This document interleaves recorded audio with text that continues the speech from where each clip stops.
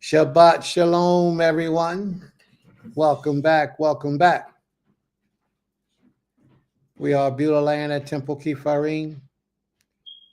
We welcome you all to the live presentation tonight in the 4 o'clock hour Eastern Standard Time. So y'all know how we do. This is what we do. So at this portion of our day, we want to start off by giving a commandment. A commandment. And Ima, since you're the only person here at this time, maybe you should give your commandment, and then we'll go and we'll take some more commandments.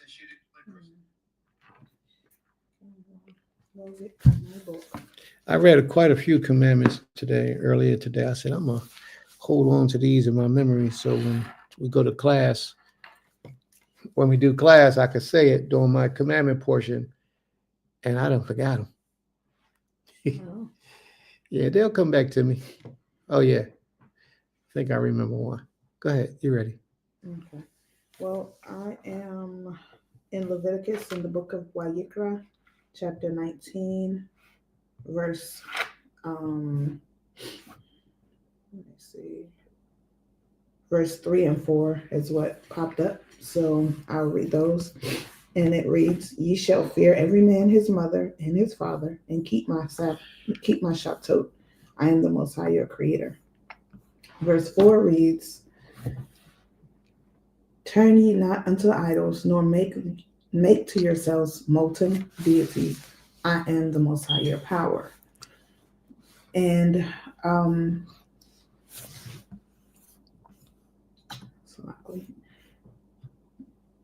And what I got out of the first commandment, "Ye shall fear every man his mother and his father, and keep my Shabtot." So of course, to me, that's revering your parents. It goes along with one of the first 10, which is honor thy mother and thy father.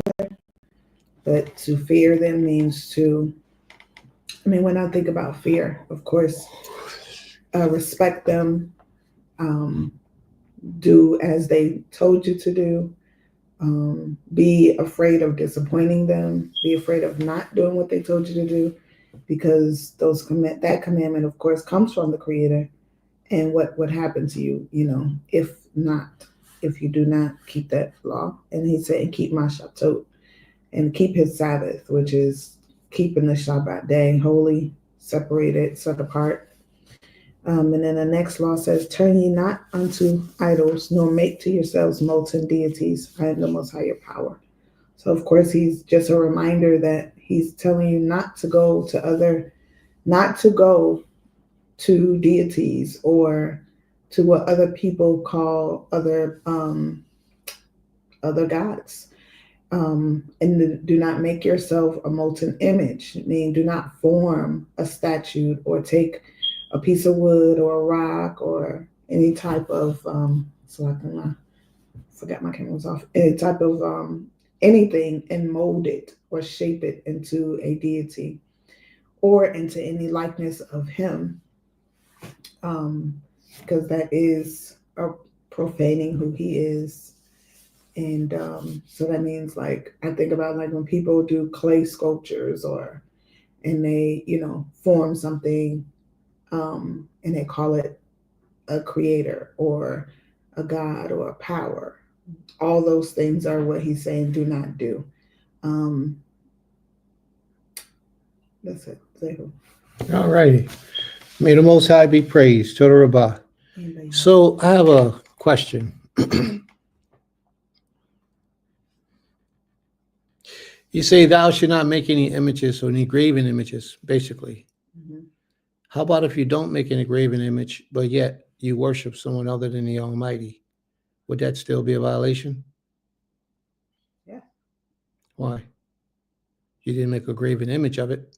Well, in other laws, he tells you that he is he alone. So he and he alone. So he is, him and him alone. Him and him alone what? Is the creator. Okay. So it's Elohim. So and he tells there's no other powers before me, beside me, under me. It's just him. Okay. All right. Very well. Very well. All right, family. If you just tuned in, you might want to comment, write your commandment down, write your commandment on a post on the side, and we'll read it for the family to hear, to understand, and also try to write down your explanation as well, if the Most High allows that to be. Shabbat Shalom, everyone. Welcome to the 4 o'clock class. And at this portion of our day, we are given a commandment, everyone given a commandment to the Almighty. So if you have a commandment, you can type it on the side of the room and also type your explanation of the commandment that you give. May the Most High be praised. Toda Rabbah. All right, so no one's going, so I'm going to go because I don't see anybody else going. We had a little bit of difficulty earlier, so I don't know if I messed up something when I changed things around, but I don't see not one comment in the comment section, and that's abnormal. Oh, yeah, seven of the people. Right. Okay, yeah, I see my comment, so it must be working. Okay. All right, so now the commandment that I came across earlier that I thought was pretty interesting that I would like to mention so that the family would know some of the laws the Creator has in place. And it was this. The Creator set up a commandment that if you go to war and you're at war, and you know we go to war, we have a camp set up. So if you're at war and you have a weapon of war, one side of that weapon of war should be a paddle.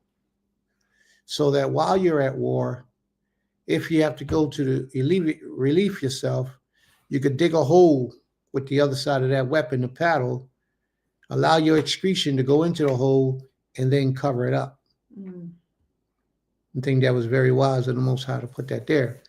But he also says that you cannot relieve yourself in the camp.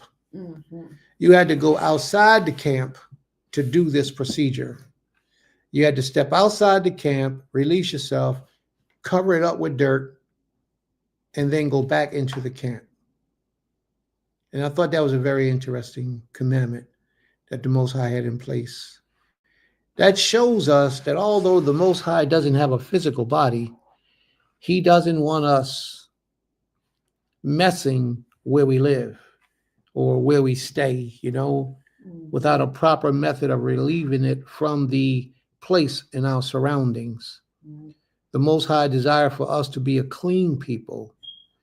If you have human feces around too close to you, you're stepping in it, you're walking in it, you're breathing in it, you can contaminate yourself and get sick from the follicles in the air from the feces. So therefore, you shouldn't be around where feces buildup is for any substantial amount of time because you could become sick. The Most High didn't want us walking in feces, stepping it by accident, and then going to our tents, tracking up our tents with feces, and then on that same floor where the feces is, you prostrating yourself to the Creator and making prayer. Tefillah. He didn't want that to happen. So that was just, he says that he didn't want us to defecate in the midst of the camp because he goes within and without the camp on our behalf. So we have to keep that in mind. The Creator didn't want the spirit to be intermingled with any unclean thing in that area as far as defecation. All right. And he didn't want us to be in the midst of defecation. All right. Are there any other commandments? Anyone else have a commandment for us today?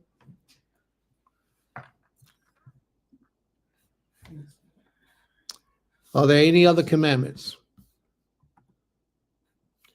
Oh, I got Saquina Laurel sent me hers. Okay. You're going to read it or you're going to type it? I'm going to put it in. I'm just going to my phone and get it. 1 second. Okay.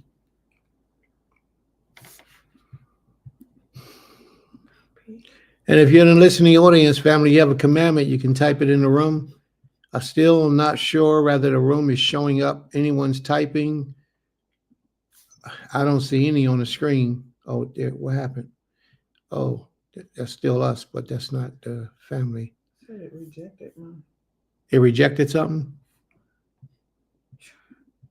It said it. I don't know. It might not be letting the people type anything. It said it rejected it because it thinks it's spam. My comment. Yeah, let me see something.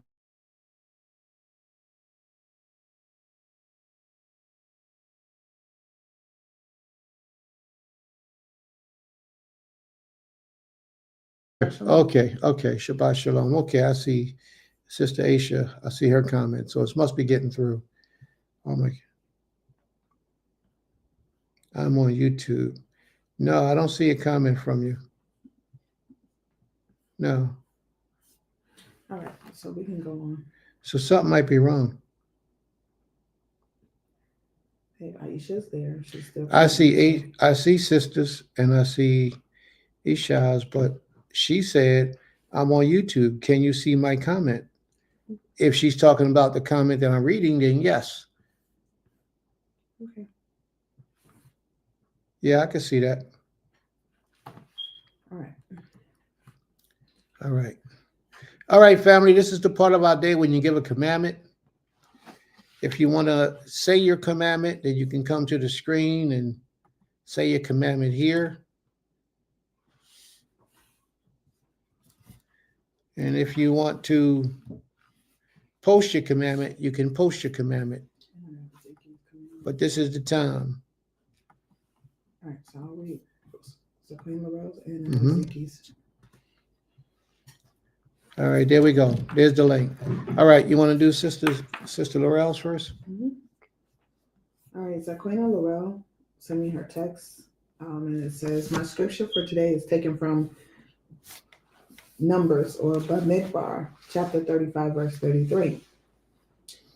That's her explanation, so that means, let me go find it. So luckily, Numbers 35, 33.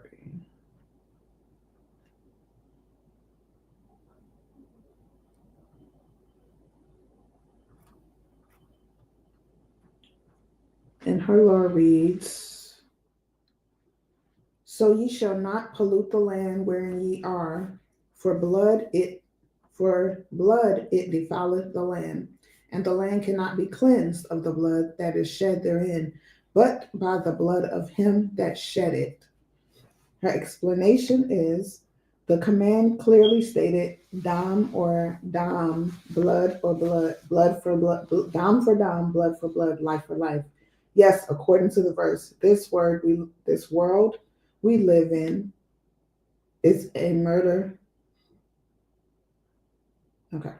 This world we live in is a murder, Shemot, Exodus 20:13, and in Devarim, Deuteronomy 28, we were given the blessing and curses. Here I see that the children of the Creator ought to seriously cry out against these murderous acts and weapons of destruction that took the lives of the innocent. The hands may be tied, but the spirits are not. So these weapons, whether it be by fire, firearms, ropes, water, air, food, medications, etc., does anyone see the magnitude and how serious this is? For all who have eyes to see or ears to hear, this calls for serious prayers, warriors to cry out against these injustices. Is there any place in this? Hold on 1 second, y'all. Is there any place? Because it wouldn't let me post it, but any place that's highly polluted with blood because of the many innocent blood that was spilled, and their murder still roams the earth, while their blood cries out from the dust for vengeance. We were commanded. Let me try to go to the text. Okay.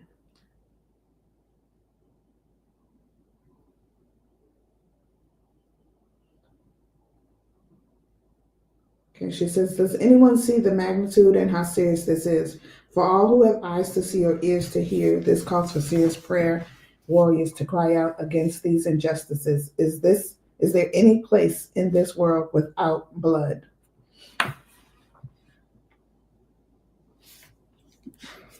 That's it. Yes. All right. May the Most High be praised. Total Rabbah. And the answer to our question is no. There's no place in this whole earth that is without blood. So, therefore, the magnitude of her request is that everyone who's a prayer warrior, who has it in his spirit to pray, should be praying for the salvation and restoration of the earth, because there's so many places that's full of wickedness, sickness, mental, spiritual, emotional sicknesses, that we need to be in prayer constantly to have this relieved of us. Okay. May the Most High be praised. Imatiti, her law. She says Shabbat Shalom Mishpaka, Numbers 15, verse 38 through 40. And I will read it. Numbers, the Midbar, chapter 15, verses 38 through 40. Speak unto the children of Israel, and bid them that they make them fringes in the borders of their garments throughout their generations, and that they put upon the fringe of the borders a ribbon of blue. And it shall be unto you for a fringe, that ye may look upon it, and remember all the commandments of the Creator, and do them, and that ye seek not after your own heart and your own eyes, after which ye used to go a whoring, that ye may remember and do all my commandments, and be holy unto your power. Her explanation is, our tzitzits are a constant reminder of his law, of his 613 laws. They also are used as an ID for us to identify one another. B'nai Yisrael. Also to others that we are B'nai Yisrael. May the Most High be praised. Total Rabbah. Absolutely. Are there any other commandments, family? Also, family, please go like, subscribe, and share the page, please. May the Most High be praised. I have my command. Hold on a second, please. Go ahead. Me? Yes. Okay. Mine is coming from Shemot or Exodus chapter 12, beginning at verse 43. And the Creator said unto Moshe and Aaron, this is the ordinance of the Passover. There shall be no stranger eat thereof. But every man's servant that is bought for money, when thou hast circumcised him, then shall he eat thereof. A foreigner and a hired servant shall not eat thereof. In one house shall it be eaten. Thou shalt not carry forth out of the flesh abroad out of the house, neither shall ye break a bone thereof. All the congregation of Israel shall keep it. And when a stranger shall sojourn with thee, and will keep the Passover to the Creator, let all his males be circumcised, and then let him come near and keep it. And he shall be as one that is born in the land. For no uncircumcised person shall eat thereof. One law shall be to him that is homeborn, and unto the stranger that sojourneth among you. Thus did all the children of Israel, as the Most High commanded Moshe and Aaron, so did they. And it came, okay, and that's where I will end. So the point that I want to focus on more so is the foreigner and the stranger eating. Verse 44. Verse 44 shares that every man's servant that is bought for money, as long as he is also circumcised, he may eat thereof. And the reason why the man's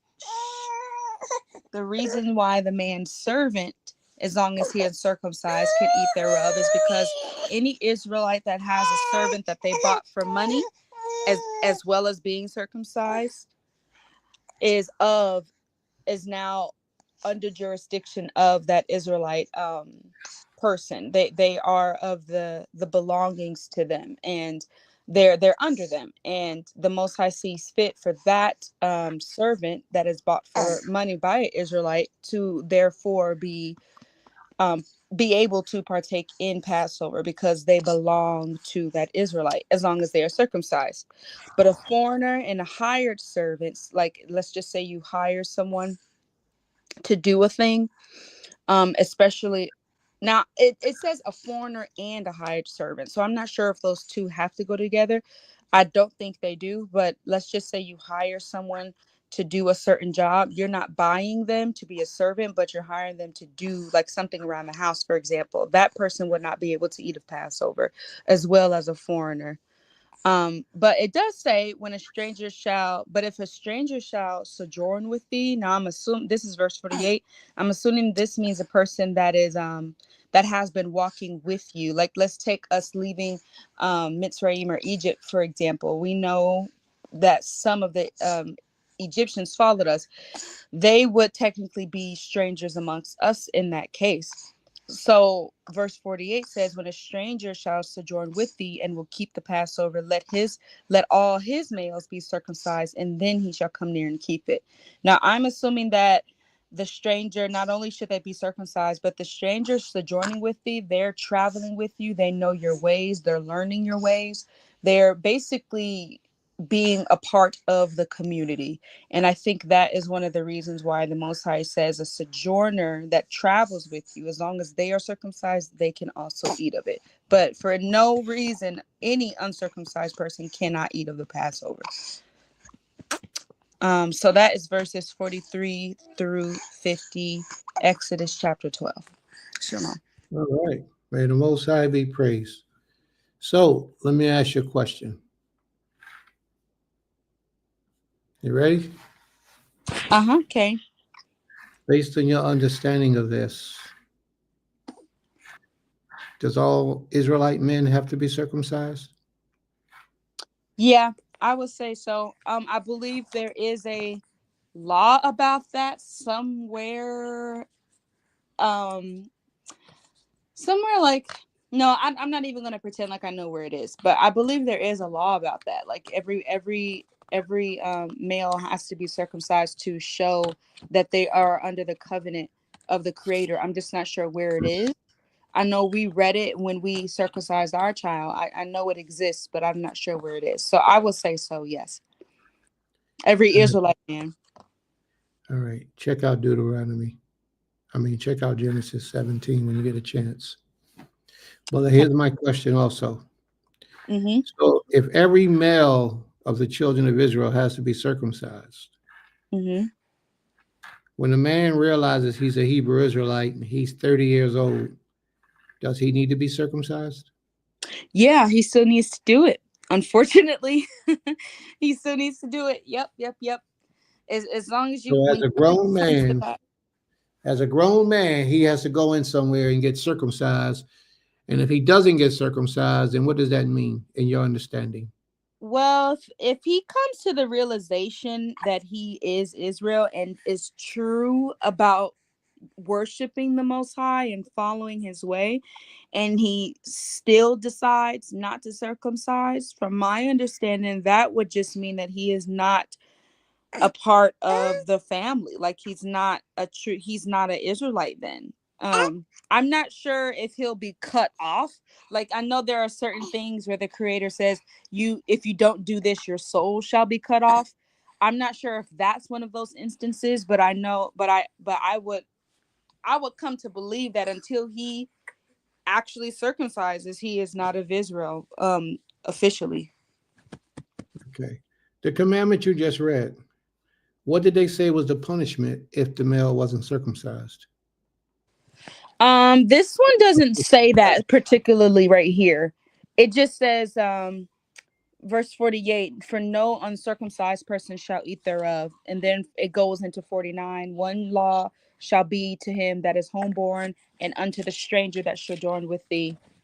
And that's pretty much the end of that. It doesn't talk about the consequence of not being circumcised here. Okay. Well, there isn't a law. We're going to read about it today. Okay.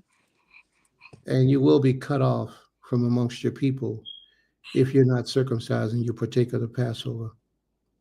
Oh, got it. All right. Brother Asa, well, you're going to come to the screen, Brother Asa, and give you a commandment? Now, there has been plenty of Israelites who came into the knowledge much later in life, and had to go to a doctor to get circumcised. Mhm. But part of this issue that I'm bringing up today, why it's so important, is because there's a lot of young children that are not circumcised. The parents just came into the knowledge a few years ago, maybe, and the mother or the father may feel like they don't want to subject their children or their child to this excruciating pain because he or she just can't take it. Mhm. Well, that's going to show you how seriously this individual wants to walk with the Almighty. Knowing what the law requires, you don't have the option to say, "Well, and I don't want my child to go. I can't fathom my child getting cut up. I don't want my child to experience this pain." We come up with reasons, Mhm. but all we really doing is coming up with reasons why not to keep the commands of the Almighty. And that shouldn't be an understanding. We had some children years ago, that they had to go to the hospital before Pesach so that they can get circumcised to partake in the Passover. Mhm. We had several of them. Even last year, we had some children that had to get circumcised. Yes, we did. Who? Hadassah's son. Oh yeah, Yeah, he did. he had to get And he circumcised. did. Mhm. Yeah, he And did it. He great. did it. And it was a great thing that he Mhm. did. And I took a sister. A lot of for people, using- yeah, right. A lot of people fear that this is going to hurt their child because their child is too old now. And no, it won't. It will hurt, but it would be they best won't that you get it remember. hurt while they're young and get it out the way, Mhm. as opposed to being a grown man trying to go through that pain. Because I know that as I a think it grown hurts man, worse. yeah. And not only would it hurt, but the embarrassment of having somebody to take your follicle and do those things to it, it's really an embarrassing thing. All right. Well, I would say what I learned though when I took one of the sisters to do it, um, with her son was that the the parent was the one that was in more pain than the child. Mm. Like, because there's things that you can do to help the child to not feel it.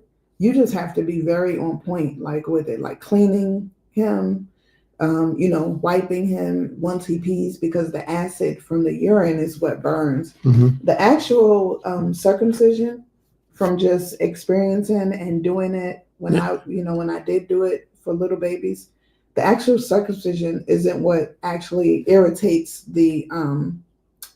that irritates them later on. It's the actual urine, the burn from the acid, and then the sticking of the diaper. So you just have to know how to take care of it. And it really doesn't take it really heals within a week, sometimes even sooner than that, depending on how well you take care of it. As long as you keep it clean and let it air dry at different times. Like there's a spray, there's like a what's that spray? Nordica. Yeah, there's a Nordican But I spray. think that has pork in it. No, not the one we used because Okay. remember you had me research it. So that it actually helped. And just experiencing myself with my two sons, like it's more of the parent. When the parent feels weakened by it, then the child is gonna be suffering more because they're gonna be afraid to clean it, they're gonna be afraid to touch it, they're gonna feel like, oh, I'm hurting him when I do this, but you're really not. You just have to find ways to alleviate the pain for him. And don't think about it, because if you're thinking he's in pain, then you're putting him in pain, if you get what I'm saying. Mm-hmm. Well, there's a lot of children today and a lot of adults in this way of life who just don't say anything. And they participate in the Passover and every other holy event. They just don't say anything that they're not circumcised. And it's shameful because the Creator requires that of you. You see that? Yes. Exodus 23. Does she have her explanation too? Yes. Hold on. Exodus 23 and 18. Well, I'm going to let Brother Asa go. Okay. All right. And you can look that up so you can have it all together. Brother Asa, you ready? Yes, I'm ready. My commandment is Exodus chapter 30, Brother verse Asa, 30. before you give your commandment, do you want to address some of the comments that you had in the group? Oh, I Well, I could comment on the circumcision, that it is a healthy, outside of scripture, it is a healthy procedure. It's beneficial to the male, and usually the female, the female spouse of the male will thank the doctor for having done it. Right. I understand that there are additional benefits for the female that is intimate with the with a circumcised male. Right. It's quite expensive, and that's a deterrent. Other than the fear of being hurt, the as was said, the parent intimidated by the procedure, that and any scars or pain that the son may experience. That has been voiced a lot at times. But if we in the Hebrew community must ensure that we teach the young ladies and let them know that when they are actually joined together with a male, if the male is not circumcised, then for want of a better word, he is actually abominating her, because she is of a Hebrew calling, and he is not following Torah. So basically, it's the clean and unclean being mixed. In Israel, the uncircumcised man, his reward is being cut off from Israel. So it's not a slight and menial thing. Right? That's my take on the circumcision issue. And it was suggested that the heart is the more important thing. But when you read the reference for circumcision in Deuteronomy, it actually says your heart must also be circumcised, and physically. So both are endorsed and are instructed by the Torah. Very good. May the Most High be praised. Torah Rabbah. Most High be praised. Very good. Right. So my command is Exodus 30 verses 30 to 18, and it says, "And thou shalt anoint Aaron and his sons, and consecrate them, that they may minister unto me in the priest's office." And it goes on, but it also highlights the utensils in the temple that would need to be highlighted, be anointed. But I'm not finding anywhere in Torah that authorizes anointment for any other than men from the Aaron and his sons. So in other words, if you're from another tribe, if you're a king, judge, prophet, it's not commanded in Torah. So my question is there any text that you could help me find in Torah that there's an instruction direct for any other than a priest to be anointed? Because it's anointing is a serious thing, and it's an important office. And just to add to that, in chapter 40, I think it actually says the same thing. And we see for kings, there's a law for kings in Deuteronomy, and it does not mention about the king needing to be anointed. So my summary is only a priest ought to be anointed, and if anyone is anointed outside of that, then the Torah does not authorize it. Okay. Very good example. Yeah, it was a wonderful lesson that you shared with the family, and we appreciate it. Now, we do know that the kings were anointed. There's a whole lot of history that just ran through my mind while you were saying those things. And one of the things was this. The word Kohanim, Kohen also means a prince. Dawid had all his sons Kohanim, which means that they were all princes, not priests. But the word Kohanim set in reference to both a prince and a Kohen, a priest. So when we see it in the Torah where it says all the sons of Aaron, or all the princesses, or the Kohanim, it could be saying all the princesses as well. So we got to be real careful because we don't see where a king was anointed in Torah, but we do see where the Creator commanded Samuel to anoint Saul. He commanded Samuel to anoint David. So the Most High gave permission for these two individuals outside of Torah to be anointed with the anointing oils to stand before him. And if I'm not mistaken, every king was required to be anointed later in life, later in history, not during the time of the Torah. So I would concur and totally agree with you in Torah, except for the Kohanim being either prince or priest. Either of those two ways would be acceptable, except where it gives specific name and says the sons of Aharon, because the priests, the princes, doesn't necessarily have to be the sons of Aharon. They will come from the other tribes. But again, to concur with what you're saying, people have to be 1,000% sure before they appoint that anointing oil on them, because there's a curse that comes along with the anointing oil. The Creator says that none of this oil shall go on a commoner, on a common man.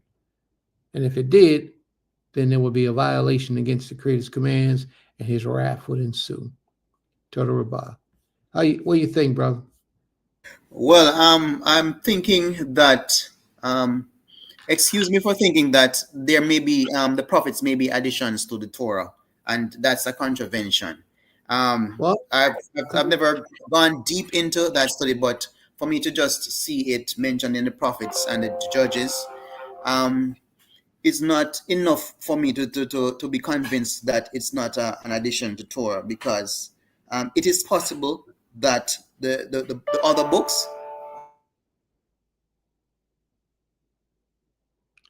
Brother Asa, I can't hear you. You cannot be heard.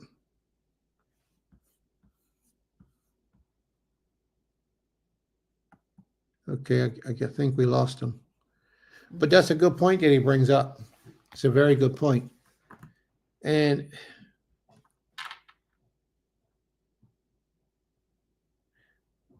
there was another issue that I wanted to bring up in reference to that. We're talking about the anointing.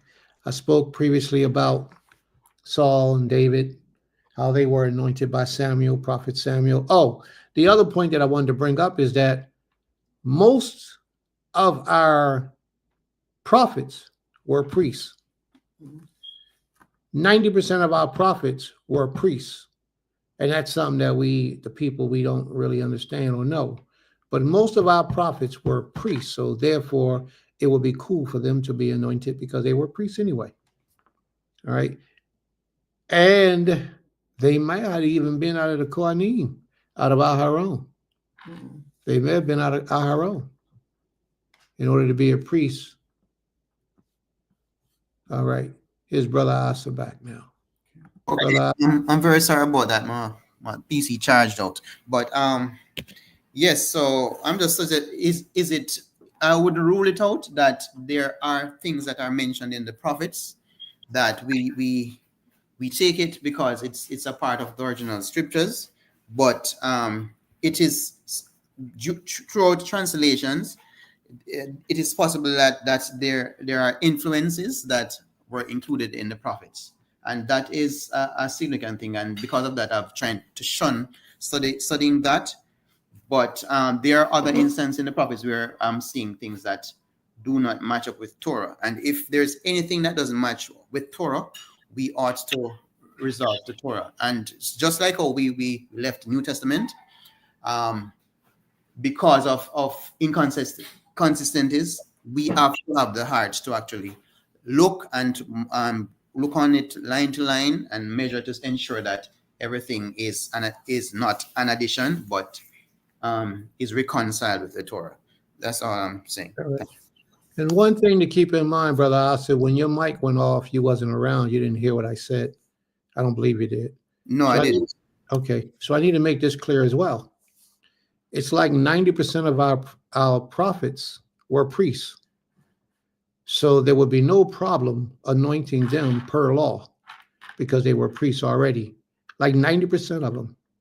So if you could do a little history research on that, that might help as well to you understanding why that thing was acceptable. But I fully understand where you're coming from when you say if it goes against Torah, we are to do without it. But there are a lot of provisions that the Creator allowed. If the Most High commands for something to be done, then we are to obey what the Most High commands. You know, just because we don't understand what the Creator commands is one thing. But if he commands something of us, then we have to do that thing. He commanded Samuel to anoint the king. He commanded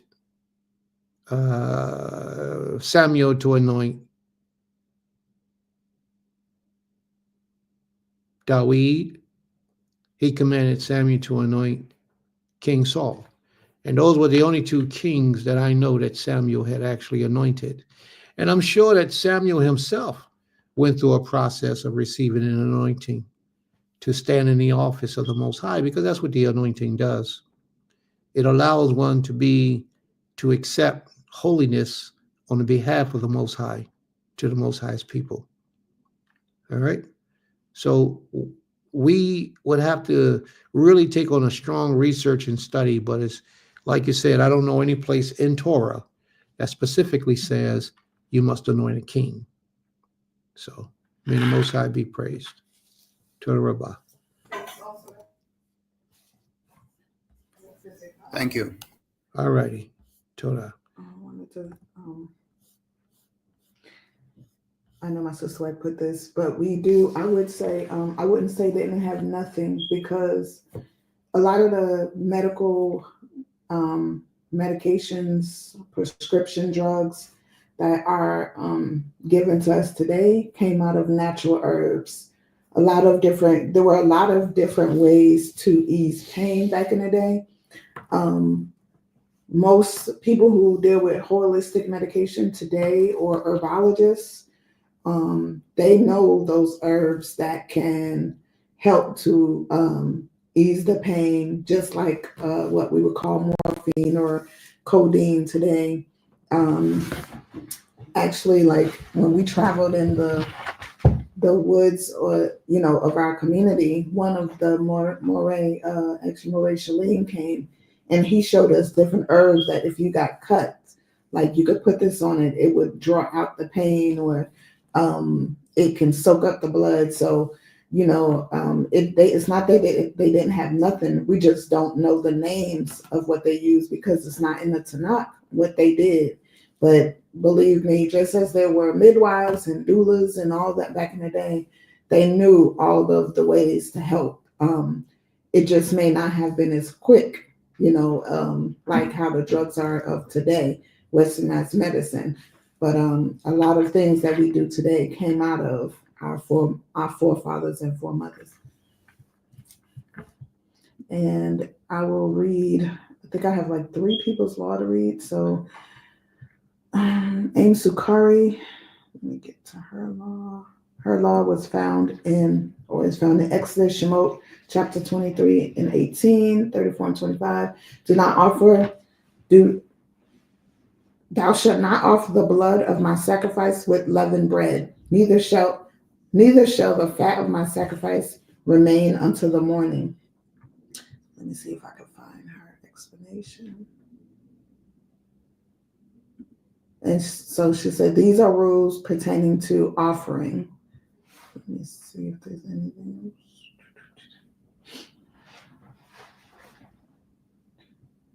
Okay, so I don't see anything else with that. And then I want to go back up because I put up Ezekiel's law, which can be found in the book of Deuteronomy.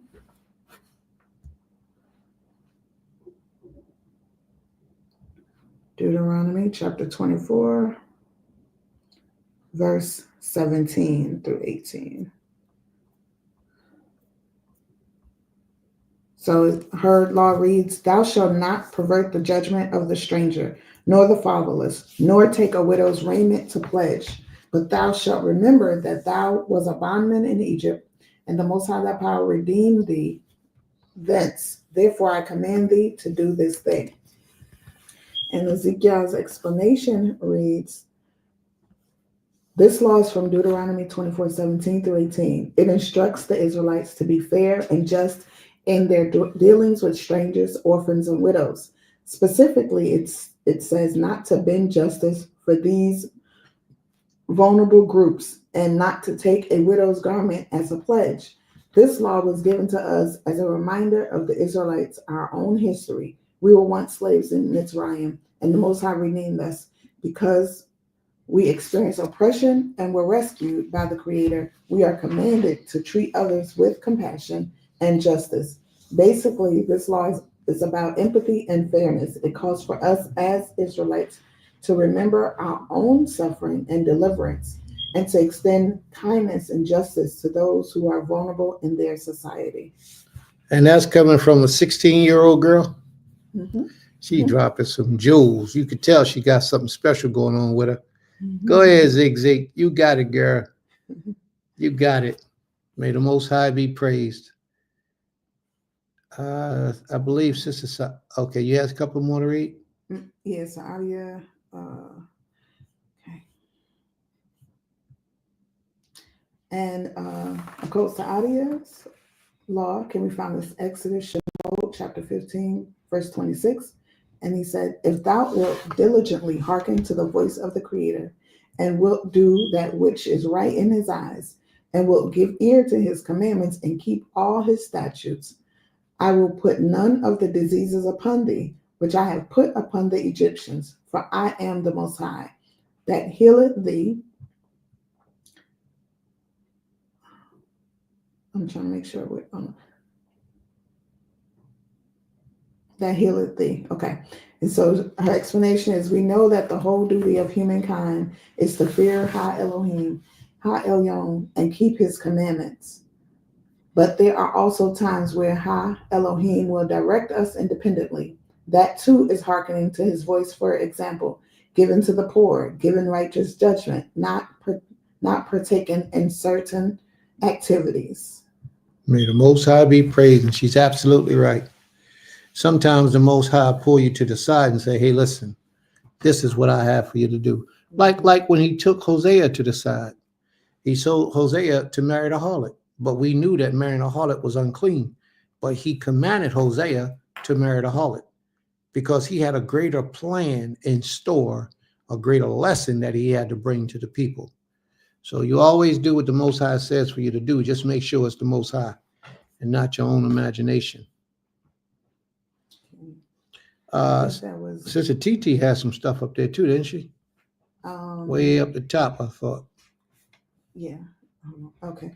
She said when Shemuel's mom promised the Creator that she would give him for the Creator's service once she conceived, maybe Shemuel was anointed then. Oh, well, I don't know the answer to that, but I would like to think that he was anointed once Eli had the ability to check and make sure that he was accepted by the Most High.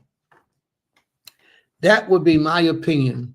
Even though he was a priest, I would think that once he started having them dreams where the Most High would call him and he'll wake up, he'll go to Eli and say, hey, what's up? That was that was the Creator's way of letting Eli know that this is my man. Anoint him. That's just my opinion. I don't know because Scripture doesn't say. Mm-hmm. So may the Most High be praised. Good point of view, and I understand your points. What about this right here? We didn't get into that, did we? Yes. Oh, we did? Mm-hmm. I read it. Okay, my apologies. No problem. We were talking about circumcision. She said, I know a couple of grown men who got circumcised, an 80-year and 40-year-old. An 80-year-old and a 40-year-old? Wow. Now that's true dedication. That's right. True dedication. Because he didn't say it was an age. You know, some people try to say it's too late. It's never too late. That's good. I think you went over these with the uncircumcised man going into a woman.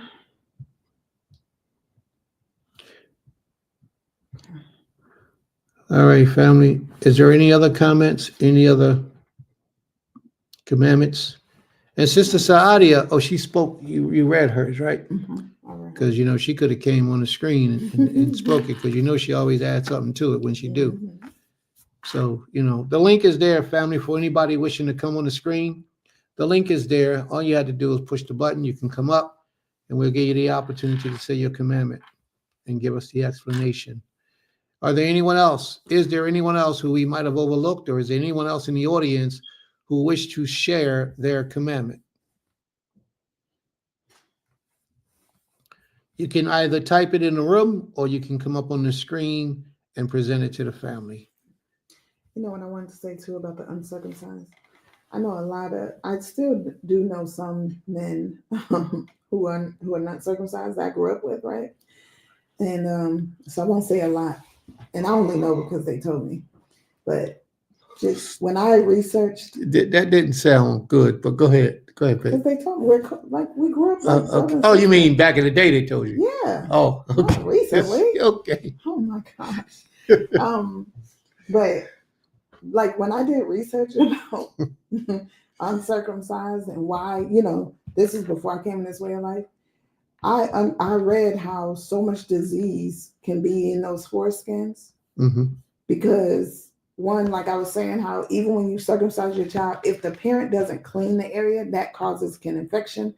And when you think about the foreskins, that extra skin that's there, it's very hard to clean in there, and it can cause it can cause so many diseases,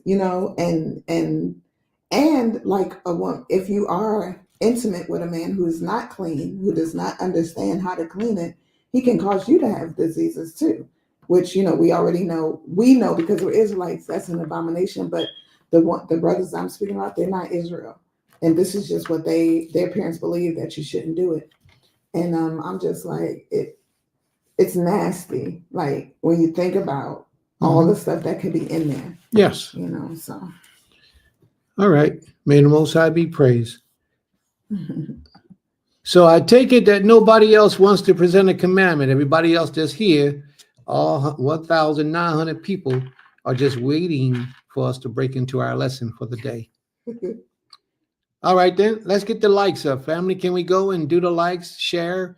Can we share the page, family? Can we ring the bell? Can we give up some likes? Can we share the page? Can we ring the bell? How about that, family? 1,000. Matter of fact, 2,100 now. We only have 9 likes. 900 likes. And we only got 900 likes. Mm-hmm. Wow, that's horrible. 2,100 people and we only got 900 likes. That means more than half of y'all ain't liking the page, ain't sharing the page, ain't ringing the bell. Come on, family, let's get it going. That's the only way we're going to grow. That's the only way we're going to prosper. I like the fact that every time I look around, like once a week, at least once a week, we got 2 or 3 new members joining the family. We're up to 296 members now. While a lot of those other people groups who teach in hate and idolatry got millions of people, but we're grateful for the ones that we do have. Okay. Absolutely. May the Most High be praised. Toda Rabbah. All right.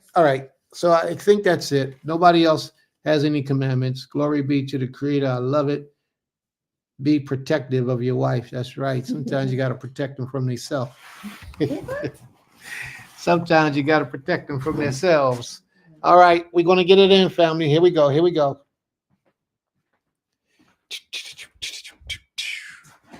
All right. Brother Asa, will you be reading for us today, Brother Asa?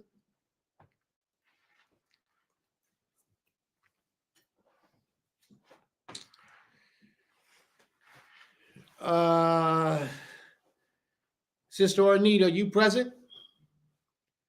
Because I don't know if Brother Asa is able to read. Sister Ornita, are you present?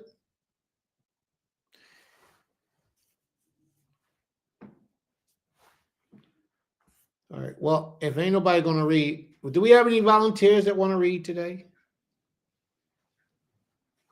Is there anyone else who would like to read today? Anyone else? Sure, I'll read. No, I can't have you read. Can't have me read? No, man. Okay.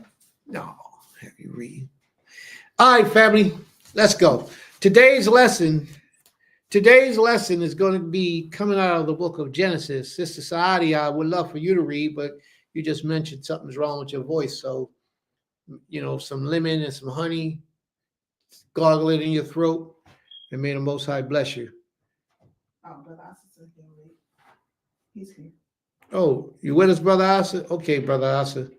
Let's rock and roll. Okay. We're going to be coming out of the book of Genesis. Genesis chapter 16. Genesis chapter 16.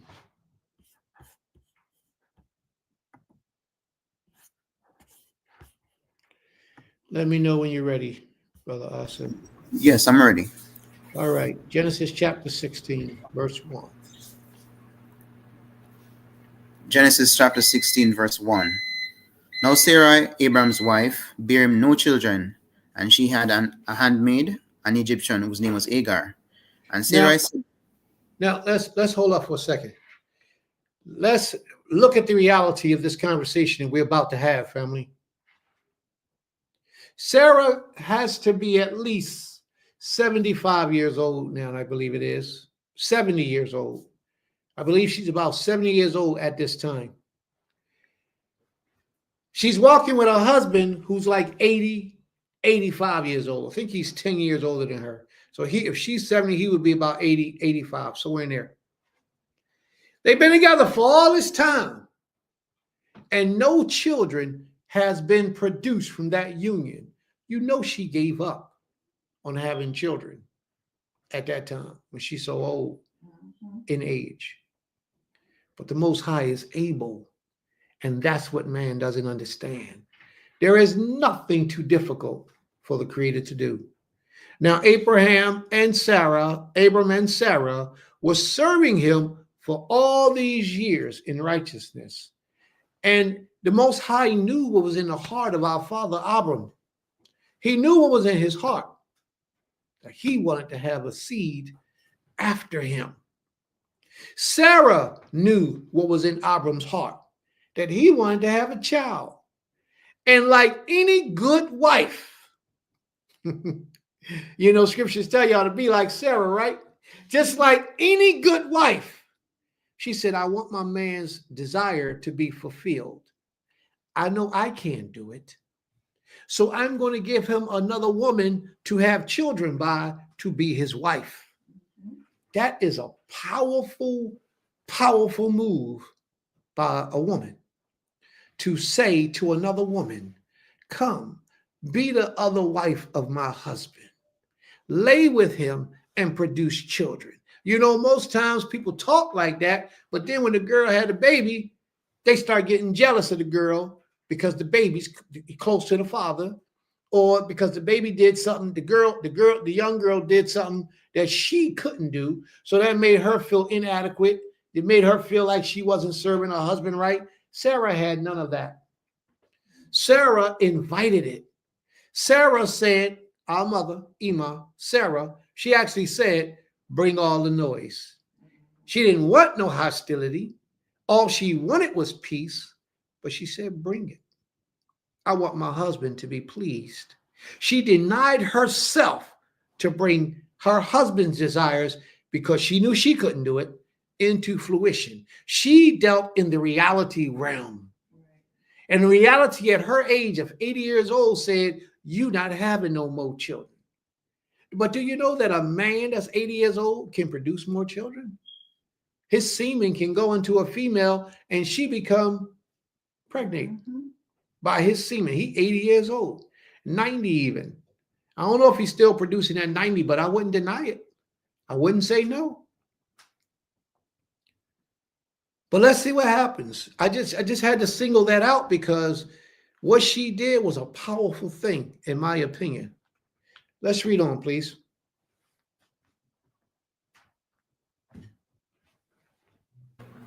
Verse 2. And Sarai said unto Abram, behold, now the Lord, the Most High, hath restrained me from bearing. I pray thee, go in unto my maid. It may be that I may obtain children by her. And Abram hearkened to the voice of Sarai. And Sarah, Where did Sarah get this maid from? Anybody remember?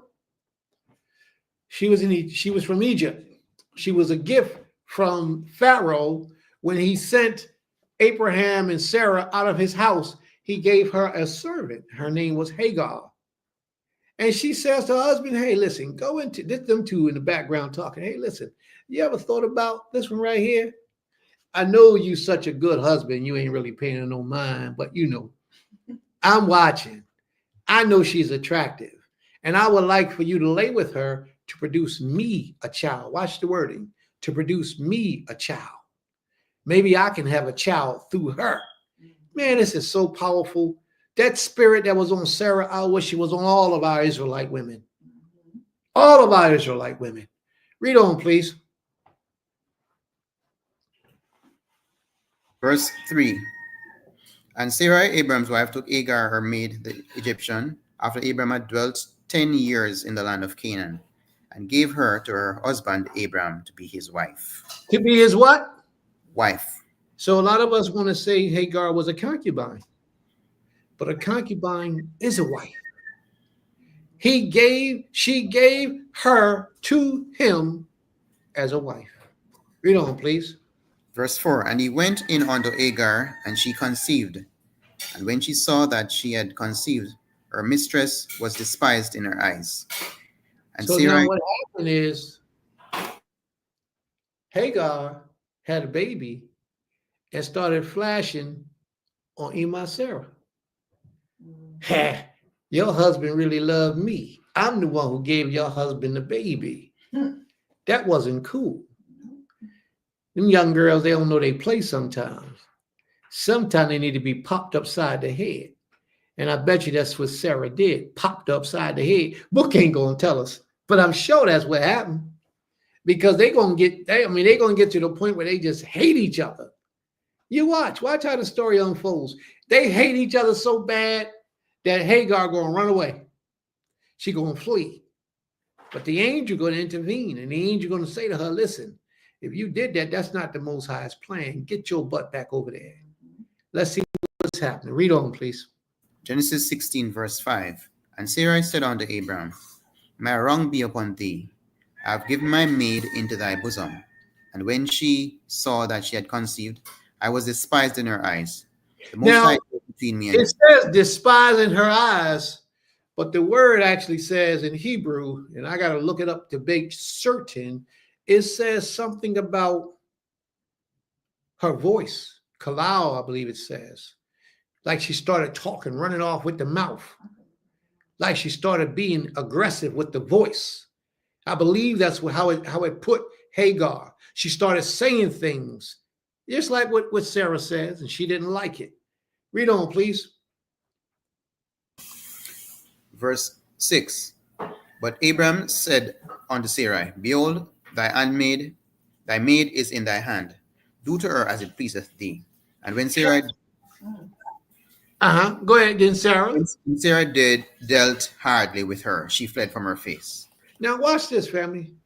She was already Sarah's handmaiden, which Sarah can work. But once she gave him to her husband, it took a different ranking in her life. Hagar was elevated. She now became the concubine of her husband, or the sister wife of Sarah, which gave her a little bit more status in the clan, a little bit more status in the community. But then, even with that type of ranking, Sarah had a problem with her. And what did Sarah do? She went to her husband to see what her husband would have her to do. Sarah is an unbelievable person. She could have took matters in her own hands. You know how some of our sisters do today. She could have took matters in her own hands, but she didn't. She went to her husband to see how he would have his house ran. Listen, I got a problem with her. This is what she's doing. Since she had this baby, she's been fronting on me, disrespecting me, running off with the cold, the kalau, the voice, running off with her mouth. And it needs to be checked. And Abram, dealing with wisdom, because he's busy, he got 16 million things to do to run all these people and keep that money coming in and provide for the land, and all these animals that he owns is having babies, and he just got a lot of work to do. He said, you deal with it the way you see best. He trusts his wife's decision. And brothers, I got to tell you this. If you got a wife or you have Nashim, multiple wives, a lot of times you got to let things be in their hands and just go about your way and do what you have to do and trust the women that the Most High has placed in your life to handle things. You can't be always over top of their head with every little dot and ayat that they want to make, correcting, scrutinizing, criticizing. No, sometimes you got to let them, depending on what the projects are, let them take the lead on the projects and just run. Like we got a school, Goshen Hebrew Academy at Temple Kifarim. And Prince sits in the background. I usually only come up when I'm needed.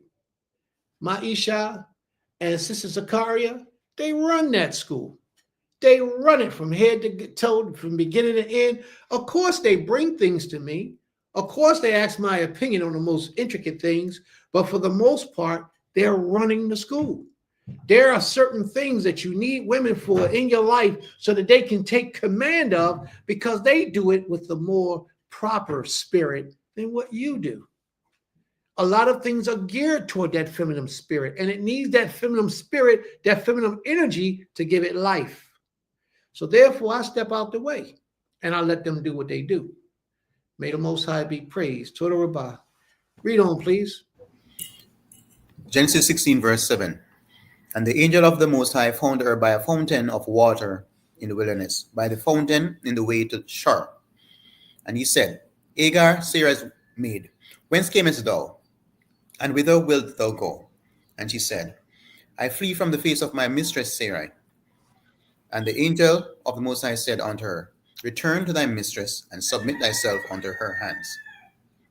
And the angel of the Most High said unto her, I will multiply thy seed exceedingly, that it shall not be numbered for multitude. And the angel of the Most High said unto her, Behold, thou art with child, and shalt bear a son, and shalt call his name Ishmael, because the Most High hath heard thy affliction. Called his name Ishmael. Now, this story with Hagar was very interesting. Hagar was so important. Well, wait a minute. You got to remember, she's carrying the seed of a special man.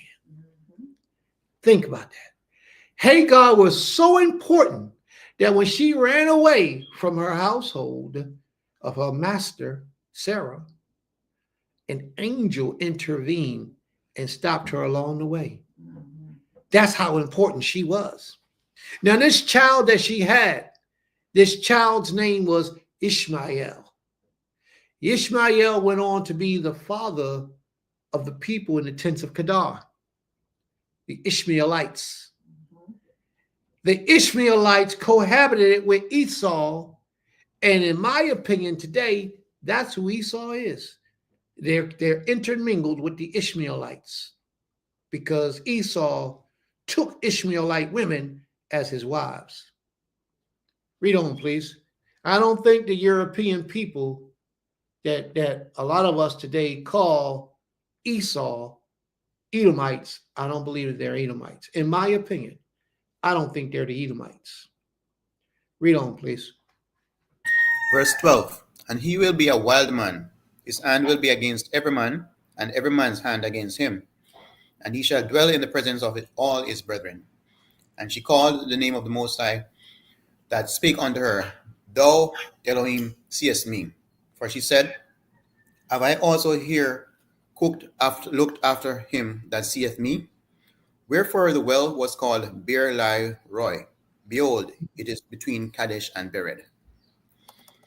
And Hagar bare Abram a son, and Abram called his son's name, which Hagar bare, Ishmael. And Abram was 86 years old when Hagar bare Ishmael. Now, I'm sorry. Watch this now. Hagar bore Abram a son. Abram never talked to the angel.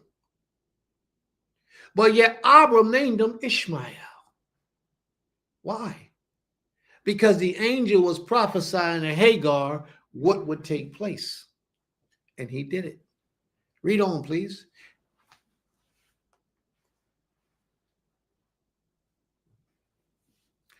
How old was Abram when he had that baby?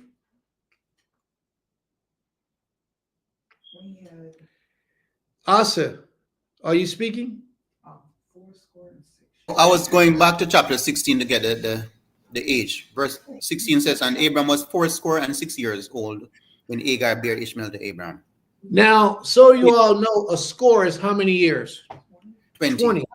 So 420s is what? 80 years old. And 6 years. He was 86 years old when Hagar bore Ishmael to Abram. He was 86 years old. How old was Hagar? Maybe 16, 17, maybe even 20. Who knows? She was a young, fertile, fruitile woman. Read on, please. Genesis chapter 17, verse 1. And when Abram was 90 years old and 9, the Most High appeared to Abram and said unto him, I am the Almighty Elohim. Walk before me and be thou perfect. And I will make my covenant between me and thee, and will multiply thee exceedingly. And Abram fell on his face. And Elohim talked with him, saying, As for me, behold, my covenant is with thee, and thou shalt be a father of many nations. Neither shall thy name any more be called Abram, but thy name shall be called Abraham. For a father of many nations have I made thee, and I will make thee exceedingly fruitful, and I will make nations of thee, and kings shall come out of thee. Stop for a second. Remember a couple chapters ago, Abraham was complaining that he didn't have any sons to bear his name, to carry on his legacy, to inherit all his wealth. He didn't have any sons. The Most High said, don't worry about that. I got you. Now, Sarah, his wife, took it upon herself to say, I got you, husband. The Most High already said, I got you. But Sarah said, I am going to take care of him. Not that she was disregarding, being disrespectful, but it was in her desire to please her husband. It was in her power, and she did just that. But it didn't work out that way, because Sarah lived for almost 20-something years with Hagar in a very disgruntled situation, to the point where Hagar left when she was impregnated. She left. She ran. She didn't want to be around Sarah anymore because she was showing bad signs of not being a proper sister wife or a young student of an older woman. 13 years. So then what happened is, when she got pregnant, after Sarah had decided she was going to intervene and give her son a baby, her husband a baby, that relationship didn't work out because it wasn't the Most High's plan. It was man's plan. But it was a good plan, but it was man's plan indeed. Didn't work out as we planned it to work out, just as things in your life doesn't always work out the way that you see fit for it to be. But in this particular instance, she did a great gesture. She did a thing that most women today would never even fathom. But the Most High still talking about, I got a child for you. And he's been saying that for a long time. Now, 20-something years, Ishmael grew up to be at least about 15 to 18 years old at this time, before Sarah is about to get pregnant. Right before Sarah had her, Ishmael was already 15 to 18 years old. He was not circumcised. But what we're about to read right now is the Most High intervening in this whole process to clear up house. And a lot of the mistakes that was made through Sarah and Ishmael and Abraham and Hagar, a lot of those mistakes that was made, now the Most High is clearing up house. And he did not allow Abraham to have the covenant child until after he himself had been circumcised in his foreskin, which is the sign of the covenant, that you fall under the covenant of the Most High. That circumcision in your follicle shows that you fall under the covenant of the Almighty.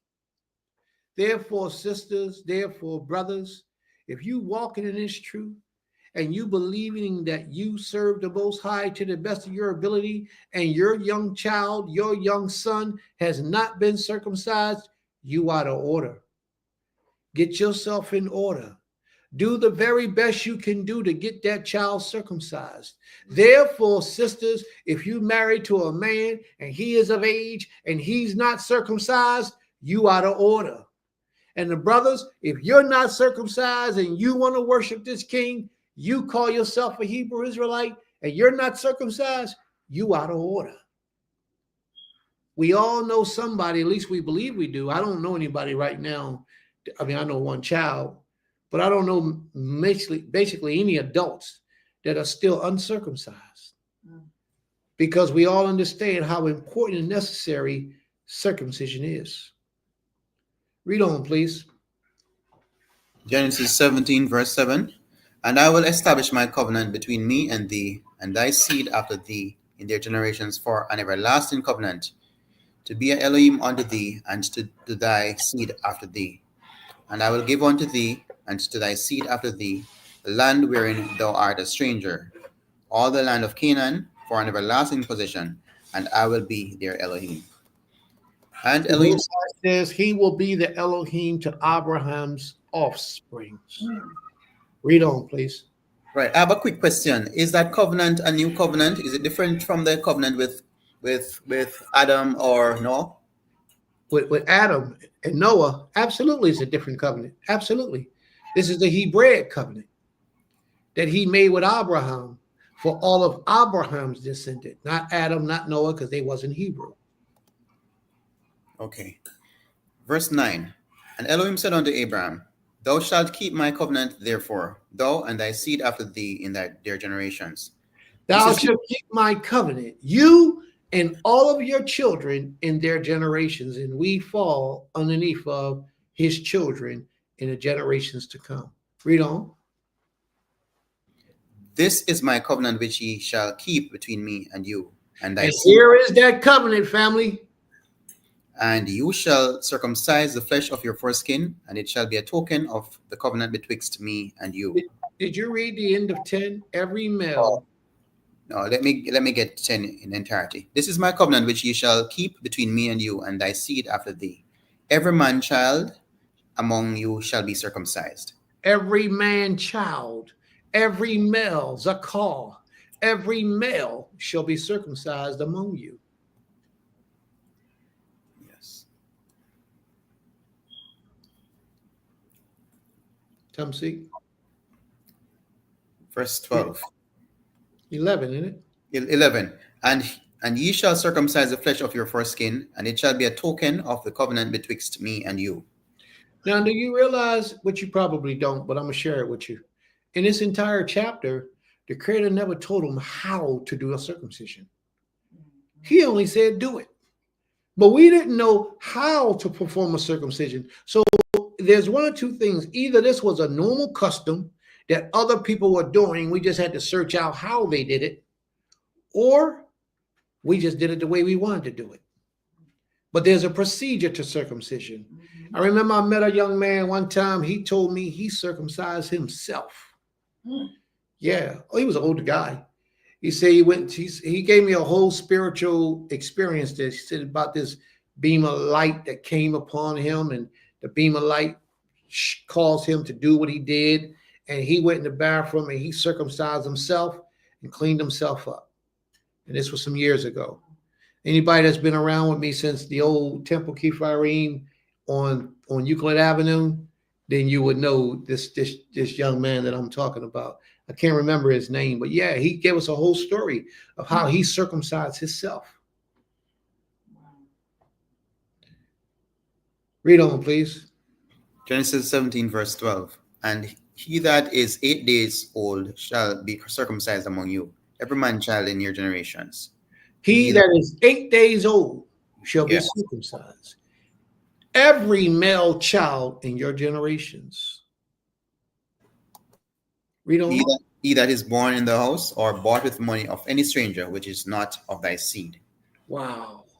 He who is born in your house or brought. So if you buy a slave with your money and bring him into your house and he ain't circumcised, then that means you had to get him circumcised. That's deep. 13. He that is born in thy house and he that is bought with money must needs be circumcised, and my covenant shall be in your flesh for an everlasting covenant. Now that covenant would be in your flesh, your follicle, for an everlasting covenant. Do you know that there are some African countries, African nations that circumcise females? That made the news some years ago about African nations where they would cut the clitoris off on females. They would cut it off, and it was called a female circumcision. Look in the internet, look it up on the internet, you can find it. I mean, it's such a horrible thing. It's horrible. But they did that of a way of purification. So when you get a chance, look it up. But as far as a Hebrew man who's a servant of the Most High, walking in all his esteem and righteousness, he had to be circumcised by the Almighty, or for the Almighty, to be under the covenant of Israel. Read on, please. Verse 14. And the uncircumcised man-child whose flesh of his foreskin is not circumcised, that soul shall be cut off from his people. He hath broken my covenant. Ishi, there's your commandment right there, Ishi. The question was, what will happen if you're not circumcised and you're trying to walk after the Almighty? The answer was, you shall be cut off from your people. The Most High just clarified and justified it right there. If you're not circumcised, and if you don't want your child to be cut off from the nation, if you don't want your husband to be cut off from the nation, they will need to be circumcised. The Creator looks at that as a severe thing. Read on, please. Verse 15. And Elohim said unto Abraham, As for Sarai thy wife, thou shalt not call her name Sarai, but Sarah shall her name be. And I will bless her and give thee a son also of her. Yea. What? I will bless her and give thee a son also of her. I will bless her and give you a son. I mean, at this time, Sarah got to be like 80-something years old. She was 75, 15 more years. She's at least 88, 89 at this particular time, I believe. And the Creator just told Abram that he's going to give him a son by her in her old age. What the lesson was about this morning? Trust. Do you think Abram's trust was tested at that time now? Absolutely. Because Abram knew his wife had passed the age. His wife even admitted she's past the age of childbearing. But the Most High just promised him something that was impossible. Something that could never happen. And here it is. It's manifesting. Read on, please. Verse 16 continued, Yea, I will bless her, and she shall be a mother of nations. Kings of people shall be of her. Then Abraham fell upon his face and laughed, and said in his heart, Shall a child be born unto me that is 100 years old? And shall Sarah that is 90 years old bear? And Abraham... Now, when Abram's laugh, wasn't nothing wrong. Creator didn't get upset. You know what I mean? But when Sarah laughed, she needed to be corrected. She needed to be checked. Notice the difference. Read on, please. Verse 18, And Abraham said unto Elohim, O that Ishmael might live before thee. So he's giving glory to Ishmael. He says, oh, Creator, let Ishmael live before thee. Ishmael going to be cool, but he ain't the child of the covenant. The reason why Ishmael is going to be cool is because Abram was his father. And he was born uncircumcised, so Abram was his father. But after Abraham received his new name, his new title, his new position, a new covenant, and now his follicle was circumcised, he was elevated before the Almighty. And now the Most High said, we're going to give you a new child by your wife. This is the child of the promise, the child of the covenant. Read on, please. Verse 19, And Elohim said, Sarah, thy wife, shall bear thee a son indeed, and thou shalt call his name Isaac. And I will establish my covenant with him for an everlasting covenant, and with his seed after him. And as for Ishmael, I have heard thee. Behold, I have blessed him, and will make him fruitful, and will multiply him exceedingly. 12 princes shall he beget, and I will make him a great nation. But my covenant will I establish with Yitzhak, which Sarah shall bear unto thee at the set time in the next year. And he left off. Have her own child.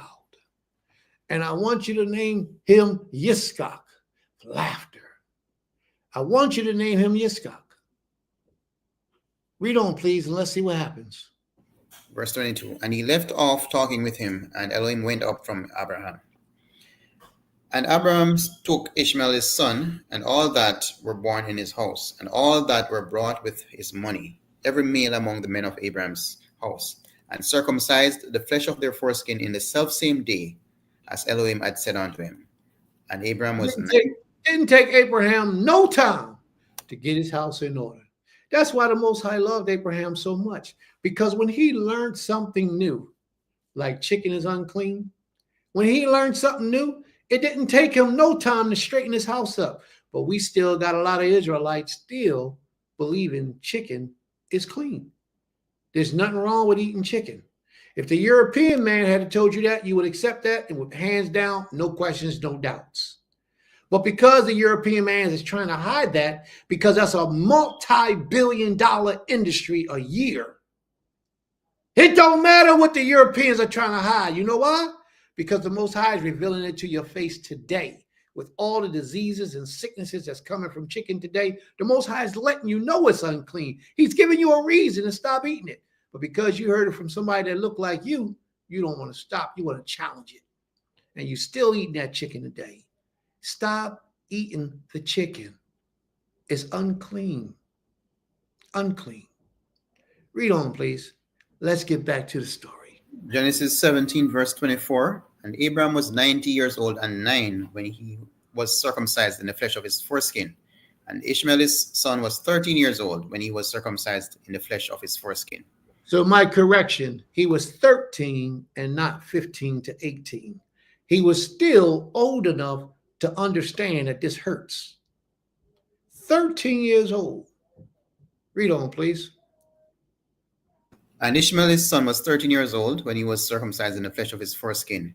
In the selfsame day was Abraham circumcised, and Ishmael his son. And all the men of this house, born in the house and bought with money of the stranger, were circumcised with him. Read on, please. Genesis chapter 18, verse 1. And the Most High appeared unto him in the plains of Mamre, and he sat in the tent door in the heat of the day. And he lifted up his eyes and looked, and lo, 3 men stood by him. And when he saw them, he ran to meet them from the tent door, and bowed himself down toward the ground, and said, My Lord, if now I have found favor in thy sight, pass not away, I pray thee, from thy servant. Let a little water, I pray you, be fetched, and wash your feet, and rest yourselves under the tree.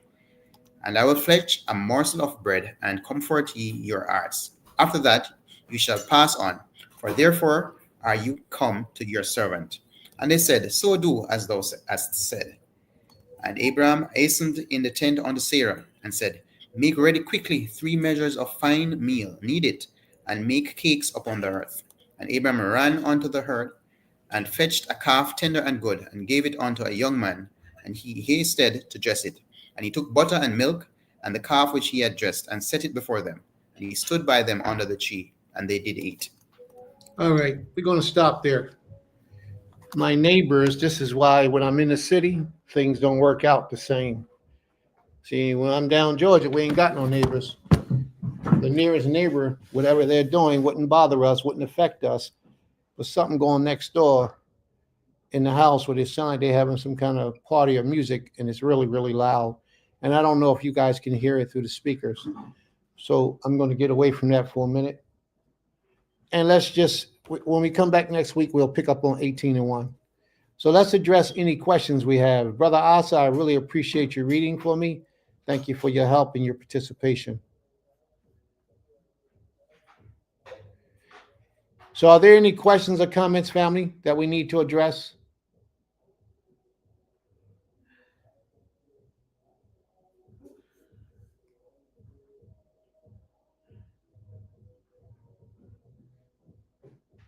All right, let's address this one.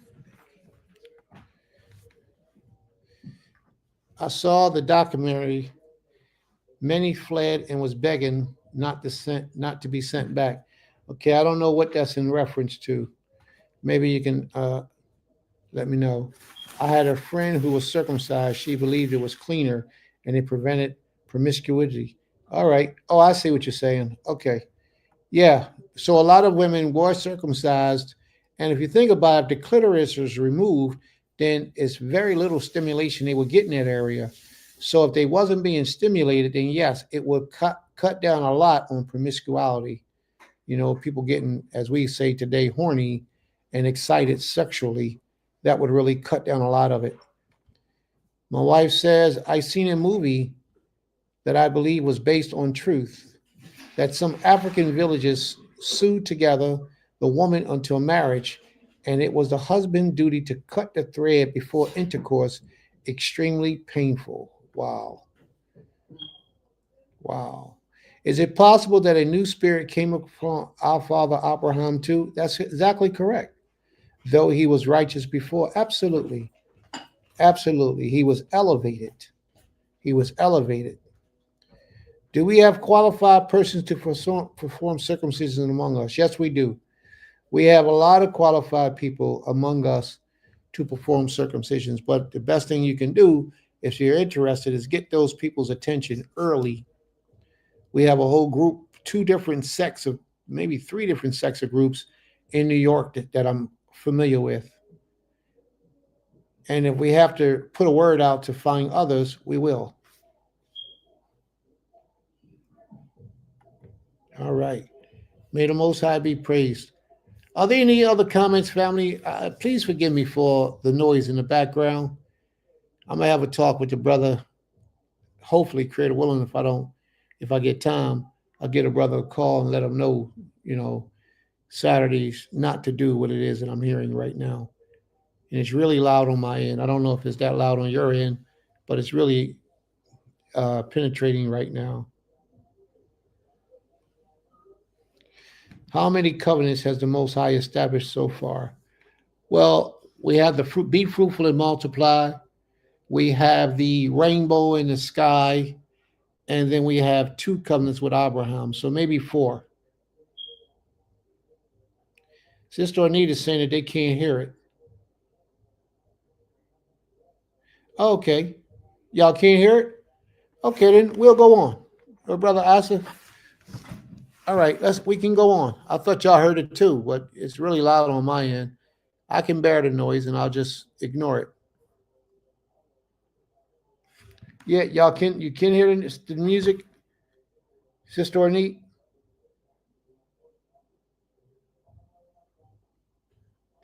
All right, let's go on. Brother Asa, you ready? Yes, Genesis 18, verse 9. All right, let's read on, please. 18 and 9. And they said unto him, Where is Sarah thy wife? And he said, Behold, in the tent. And he said, I will certainly return unto thee according to the time of life. And lo, Sarah thy wife shall have a son. And Sarah heard it in the tent door, which was behind him. Now Abraham and Sarah were old and well stricken in age. And it ceased to be with Sarah after the manner of women. Therefore Sarah laughed within herself, saying, After I am waxed old, shall I have pleasure, my Lord being also old also? And the Most High said unto Abraham, Wherefore did Sarah laugh, saying, Shall I of a surety bear a child which am old? Is anything too hard for the Most High? At that time appointed I will return unto thee according to the time of life, and Sarah shall have a son. Then Sarah denied, saying, I laughed not, for she was afraid. And he said, Nay, but thou didst laugh. Sarah got chastised for questioning and ridiculing what the angel said. But Abraham had just did the same thing and nothing happened. Didn't even mention it as being something sarcastic or a smart remark or anything out of order to Abraham when he did it. But when Sarah did it, she had to be put in check. See, there's a difference between the two. One is the head of a household, and whatever he says can happen in his household. And the other is not the head of the household, but works in consort with the head of the household, but she had to be corrected. That's deep. That's deep. That says a lot about how the Most High view men. Read on, please.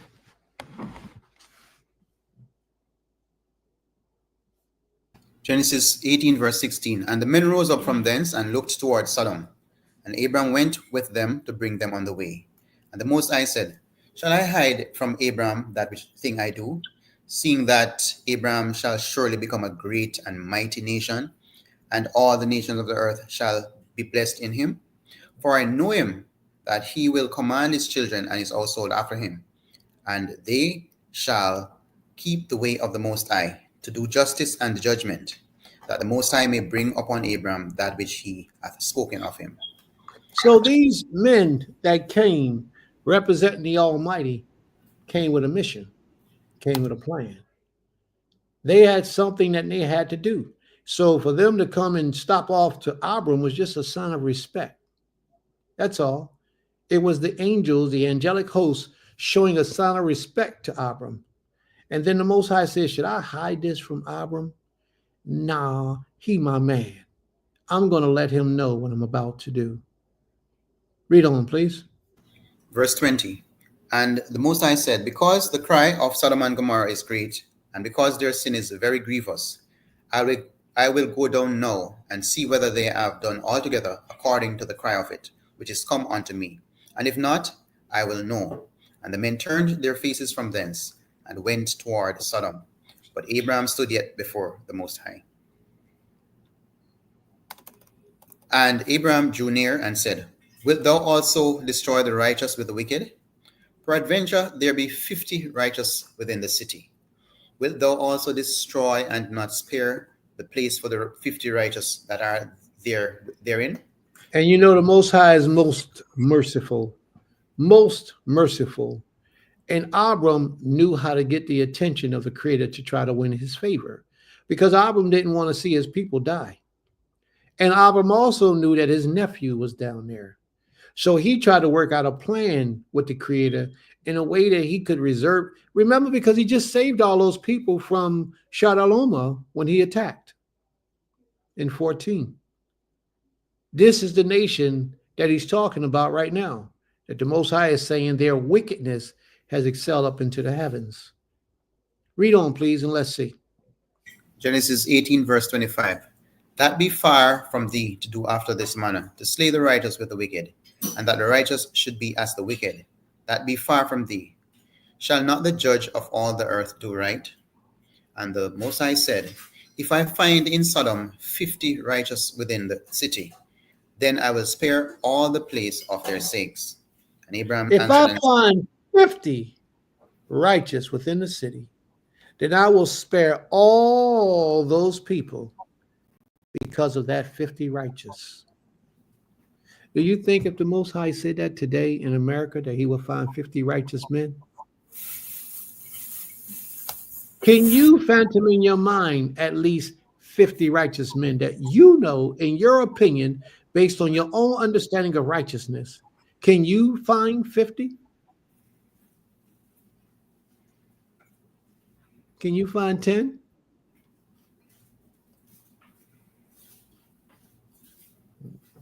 It'll be pretty hard fetch to find them, I promise you.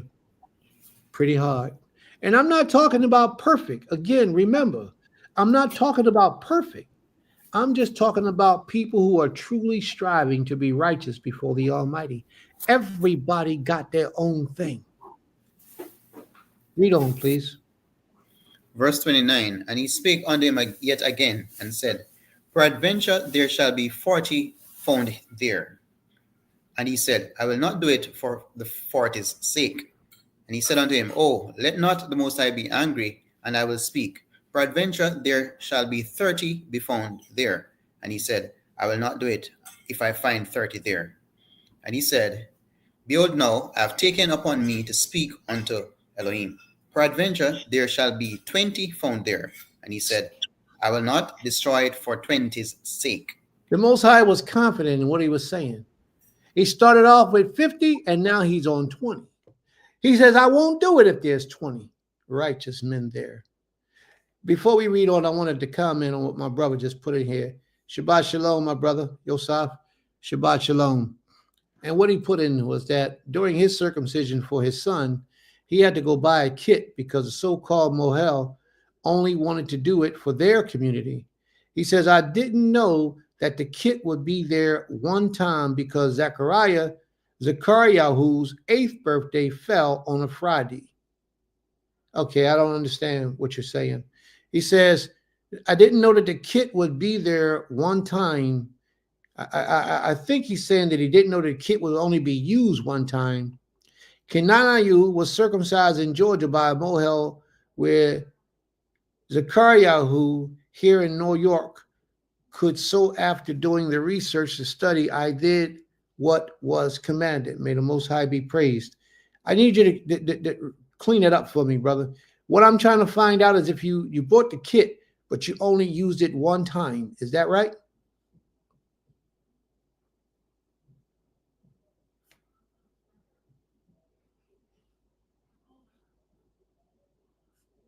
Yeah, I believe that's what he's saying. All right, let's pick up. He'll text it back in the room, and then we'll get that clarification. Sister Shivanya, let me mess with her for a minute. Sister Shivanya says, I just got off the temple and catching this teaching. You should have been with us all morning, sis. You should have been catching their teaching, going back watching their recording, but you should have been here with us because you missed so much information. But I'm sure it was interesting where you were, else you wouldn't have been there.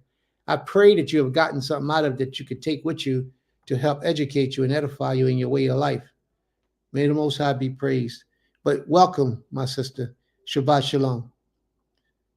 Where we leave off at? Genesis 18, verse 31 continued. All right. Peradventure there shall be 20 found there, and he said, I will not destroy it for 20's sake. And he said, Oh, let not the Most High be angry, and I will speak yet but this once. Peradventure 10 shall be found there, and he said, I will not destroy it for 10's sake. And the Most High went his way as soon as he had left, communing with Abraham, and Abraham returned unto his place. So all he had to do was go down there and search for 10 righteous souls. Just 10.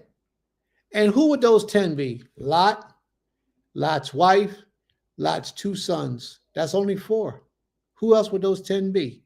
There are others who lived in that community that had the opportunity to be of a righteous nature. Now remember, we're not talking about perfect. We're only talking about people who really strive and give their all to serve this king. That's all we're talking about. It doesn't mean that this individual has to be perfect. I think one of these weeks I'm going to have to give a class on righteousness. You know, I used to have a saying that I used to teach all the time, that if an angel came down and sat in the midst of us, sent by the Almighty, a bona fide angel came here to do a job, we wouldn't even recognize that this was an angel. Why? Because the things that we think angels are supposed to be and how they're supposed to act ain't got nothing to do with the reality of how angels act, respond, and supposed to be. Let's say, for example, if that angel came down here and was smoking a cigarette and yet talking about he an angel, we wouldn't want to believe it. I would pray that angels wouldn't come smoking cigarettes because they come hurting themselves, but they have desires. It's very well that they could come in a camouflage way to fool us, to make us think, to throw us off, and to fit in with society. So therefore, if they come in just to fit in, they come in with vices and habits of things that we are trying to overcome just so they will look like one of us. Or possibly they could come truly distinct from us, being perfect in every way, physically. No cigarettes, no pork, no chicken, no smoking, no drinking. They could come just like that, walking, and you know what we would do? We would reject them. And you know what we would say? You think you better than us. That's what would happen. You ain't no angel. You just like me. You just like us. we would never even understand the power, the gratitude, and the mercy, the compassion that the Most High had by sending his angel in the midst of us. We would miss the whole thing.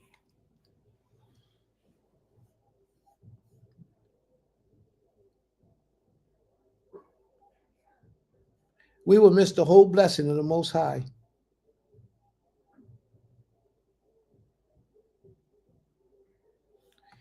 All right, let's see what the brother had to say. Give me 1 second, Asa, please. He says, I did not know if I would get there in time for the 8th day. The reason Mohel didn't want to do it was because it was on a Friday. Well, a Mohel even have to circumcise if it's on a Shabbat. It did get there before the 8th day. Very good. May the Most High be praised. But if he's a Mohel, even if it fell on the Shabbat, he would still have to do it. And we call that breaking one law to keep another law. So you will be breaking the Shabbat day to keep the laws of the Almighty. All right, so let's read on, Brother Asa. Yes, I'd like to note that the negotiating skills of Abraham, or it's for us business persons, we can take a note from Abraham's book. Absolutely. We started 50, going down to 20, going down to 10. Okay, I think we're done. We went down to 19, right? We finished 18. We finished 18. We're going to hold 19 till next week. 19 starts a whole different subject. But yes, I agree with you. We need to take note on how Abraham began to strategize and work out differences with the Almighty. But another important thing is that Abraham was concerned with the welfare of people. Sarah was concerned with the welfare of her husband. King Hezekiah was concerned with the welfare of himself and no one else. And that's not a good thing. Rahab was concerned with the welfare of her people. When Rahab was given the opportunity to live after we destroyed Jebus, or Jerusalem at that time, I believe it was, when we destroyed that city, she prayed, or she requested, that her family be saved along with her father, her mother, her sisters or brothers, and anybody that belonged to her father. In my opinion, I think Rahab came up from a pretty decent, wealthy family. Her father had servants, So therefore, in those days, she had flax all on the top of her house. So in those days, it shows that they had some kind of substance. But she wasn't spoiled and selfish. She thought about the safety of her people. And through Rahab, a prostitute, through Rahab, her family received redemption. And they got their lives together through her blessings, which was a beautiful thing.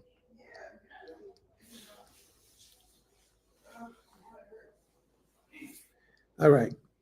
Are there any other questions or comments, Brother Asa? Did you have something you wanted to say? All right. We're going to continue this lesson next week. We're going to continue this lesson next week. The significance of the three angels. Why?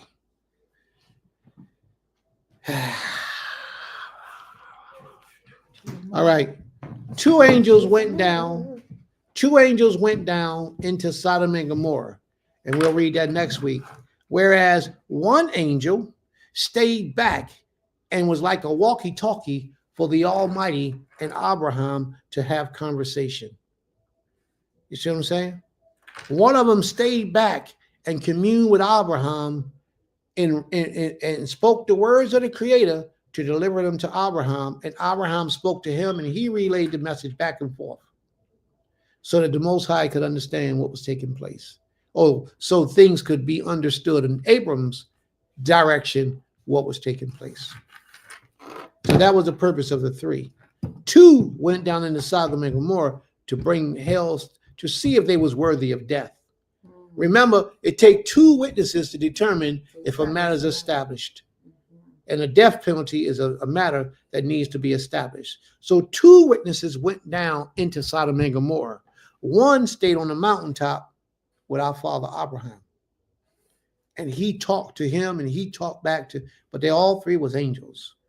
One represented the Most High, and two was an angelic being down through dealings with the dealings of men who went into the city where Lot was. All right? I pray that answers your question. And you can see all that through the wordings of the scriptures. Thanks, it does. Yes. I'm thinking about Sarah eavesdropping on Abraham's conversation. Is that proper? And you know what? That's probably why she got in trouble too, because you wasn't supposed to be listening. Women, stick to your business. Men, stick to your business. Read on. I mean, yeah, great comment, brother. Mr. Otter. Now, Mr. Otter, you got the link, man. You can always come up here and ask your own questions, Mr. Otter. Have a question concerning breaking a law to keep one, but I'll save it till next week, Prince Kaz, Baruch Shemo, Shalom, my big brother. All right, well, look, we can have that discussion now because we still got a few minutes before we have to, we got like 10 minutes before we have to close out. So if you want, we can have that question now. We can discuss that now. No problem, Bati. No problem. May the Most High be with you. Listen, sometimes you have to break a law to keep a law. What does that mean? The example that we used today was that if the circumcision is supposed to be on the 8th day of the child's birth, and if the 8th day of the child's birth happens to be on the weekly Shabbat, do you not do the circumcision? Absolutely, you do. You have to do it. You have to do the circumcision. If a woman is in labor on the Shabbat day, do you tell her, no, you can't have this baby right now, stop? You try to pin her legs closed and put belts around her ankles and try to stop it? Or do you deliver the baby on that day? For a lot of people, that's considered to be work, but it has to be done. There are certain things that has to be done even on a Shabbat day, like for the risk of life. Do you allow someone to die because you have something they need, but yet you can't go to them because it's a Shabbat day? I think wisdom. Yes. These type of things you can't do. For the Most High will hold you accountable for such evil acts. And you just don't get paid for it. It's a service. Yeah, it's not about getting paid. It's the fact that it's work.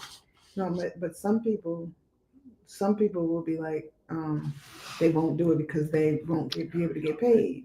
And I'm like, outside of the work, it's just. Yeah, I've seen a lot of people not do things because they couldn't get paid. Like do circumcisions because they couldn't get paid. And that's not what that service was for, to make money for people. That's correct. So sometimes you got to break one law to keep another. Can I say something? I'm about challenge wrapping that around my head. I don't think it's a breaking of one. I believe if something is done, and if it's what's in the mind or in the heart, if you do something with a good purpose, I don't see it as work, right? And I'm trying to find if there's any instance in Torah where a law was broken to honor another. I'm not seeing it. I've seen the man. I mean, I've tried to make an excuse for a person, like the man that was picking up the sticks on the Sabbath day, right? That was work, and that would be to say trying to make food for the family. I'll give you an example of where a law was broken to keep another law. And you'll find that in the book of Exodus, 12th chapter. The Creator said you can't cook on the Shabbat, right? But if the Feast of Unleavened Bread happens to come in on the Shabbat, then you can cook. The Creator gave that exemption for a chag and said you can cook. Do you follow me? What verse is it, please? I'm trying to find it. I believe it starts around 14, 12 and 14. I believe it starts around there.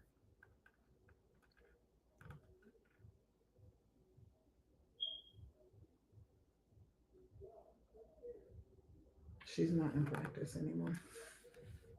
I know who she's talking about, but she don't Well, work no more. Exodus 12 says, and 14 says, Mhm. and they shall be unto you for a memorial, and you shall keep it a feast to the Most High throughout your generations. Ye shall keep it a feast by an ordinance forever. 7 days shall ye eat unleavened bread. Even the first day you shall put away leaven out of your houses. For whosoever All eateth right. leavened bread, yeah.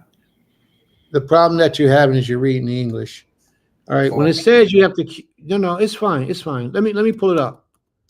When it says you have to keep it a feast, the feast is a holy day.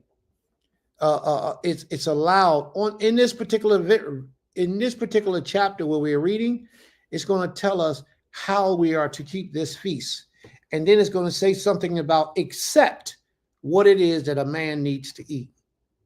All right, so keep that ready for you, and go ahead and read it again. Start at 14, please. I think it comes in around 16 or 17, but we can start at 14. okay. And this day shall be unto you for a memorial, and ye shall keep it a feast to the Most High throughout your generations. Ye shall keep it a feast by an ordinance forever. 7 days shall ye eat unleavened bread. Even the first day ye shall put away leaven out of your houses. For whosoever eateth leavened bread from the first day until the 7th day, that soul shall be cut off from Israel. And in the first day there shall be an holy convocation, and in the 7th day there shall be an holy convocation to you. No manner of work shall be done in them, save that which every man must eat, There that you unto go. There you may go. That's of you. it right there. See, no work should be done except what you need to eat.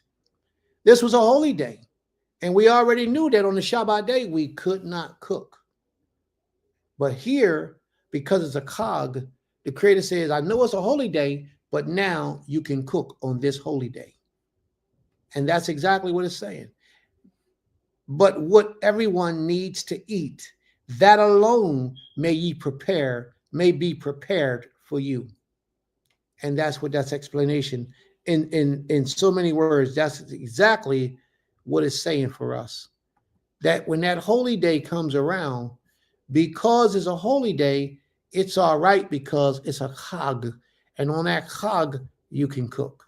Mm-hmm. But if it wasn't a chag, and it was just a regular weekly holy Shabbat day, then you can't cook on that day. But because it's a chag, you can cook. And those are the words of the Most High, nothing that Prince is adding to try to change the way that the Most High has worded it. Mm-hmm. Thank you. May the I'm Most seeing High it. be.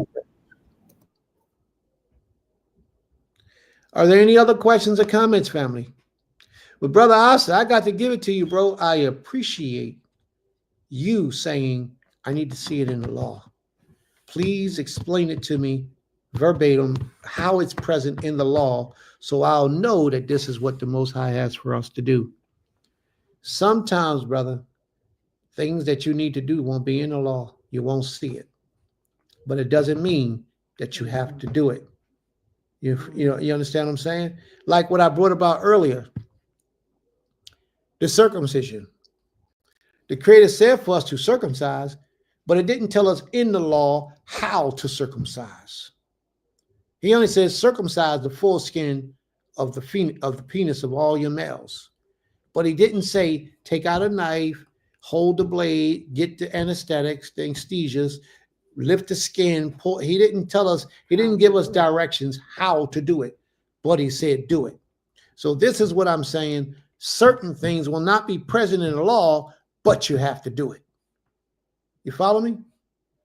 I hope I'm not losing you or confusing you. But I like the fact that you say, show me in the law, because we have to. That way we stay above board and in right standings with the Almighty.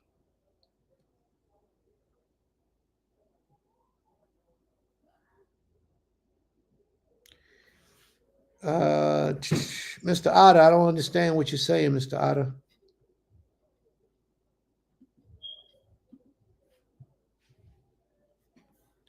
I'm trying to follow you. Oh, you are. Okay, let me see. Not saying you are Prince Kaz. Appreciate you, my brother. Appreciate you too. May the Most High be praised. May the Most High be praised. Total Rabbah. Any other questions or comments, family? Are there any other questions or comments?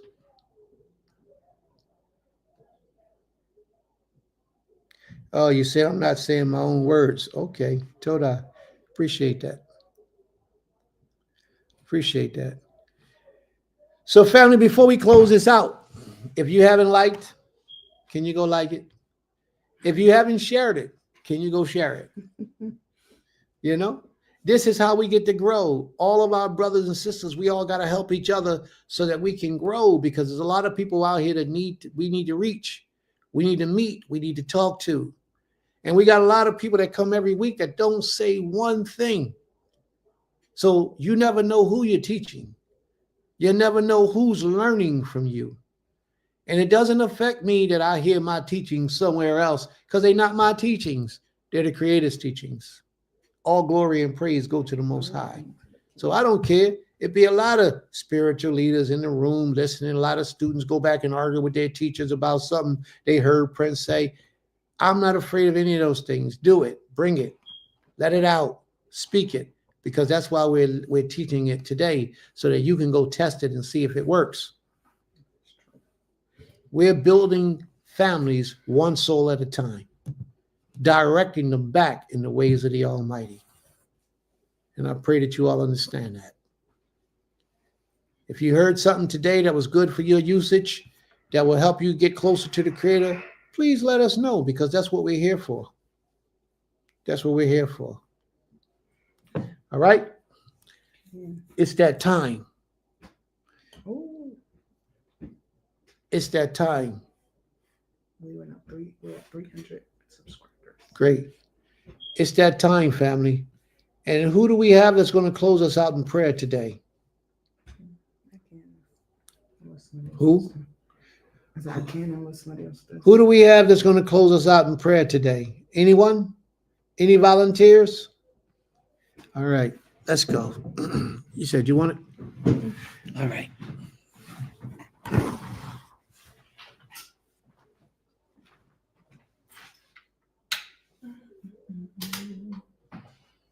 May the Most High be praised. All glory. This is these. Thank you. All glory, all honor, all praises unto the Creator, Aha Elohim. We come before you, begging for your permission to approach unto your throne.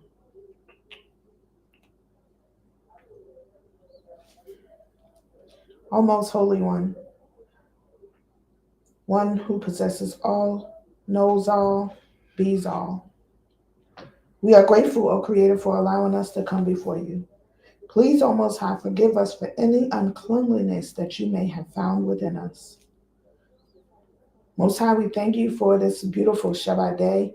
We thank you for the lessons that you allowed to come out of Maisha's lips, out of him, O Most High, that you put in him for us to learn.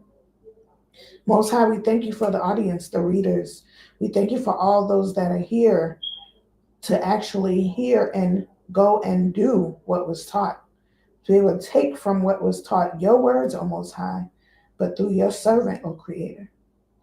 We pray, O Most High, that each and every soul that was here today that will listen in the future, that they will be enlightened, O Most High, to go and do your work, O Most High. That they will be stand in righteousness and stand 10 toes deep, O Most High, for you and who you are and you alone.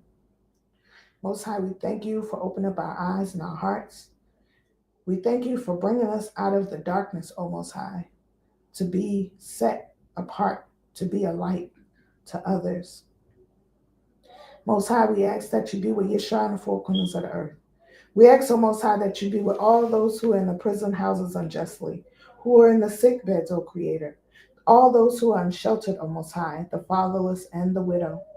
And if it be your will, O Most High, please cover those who are in need. Please heal the sick and free the innocent. Most High, we ask that you be with all those who are in mourning of their losses, O Most High, whether it be a loss of a person dear to them, whether it be a loss of an animal or a possession that they truly needed or was dear to them, O Creator. So many people are going through hardship at this time, O Most High.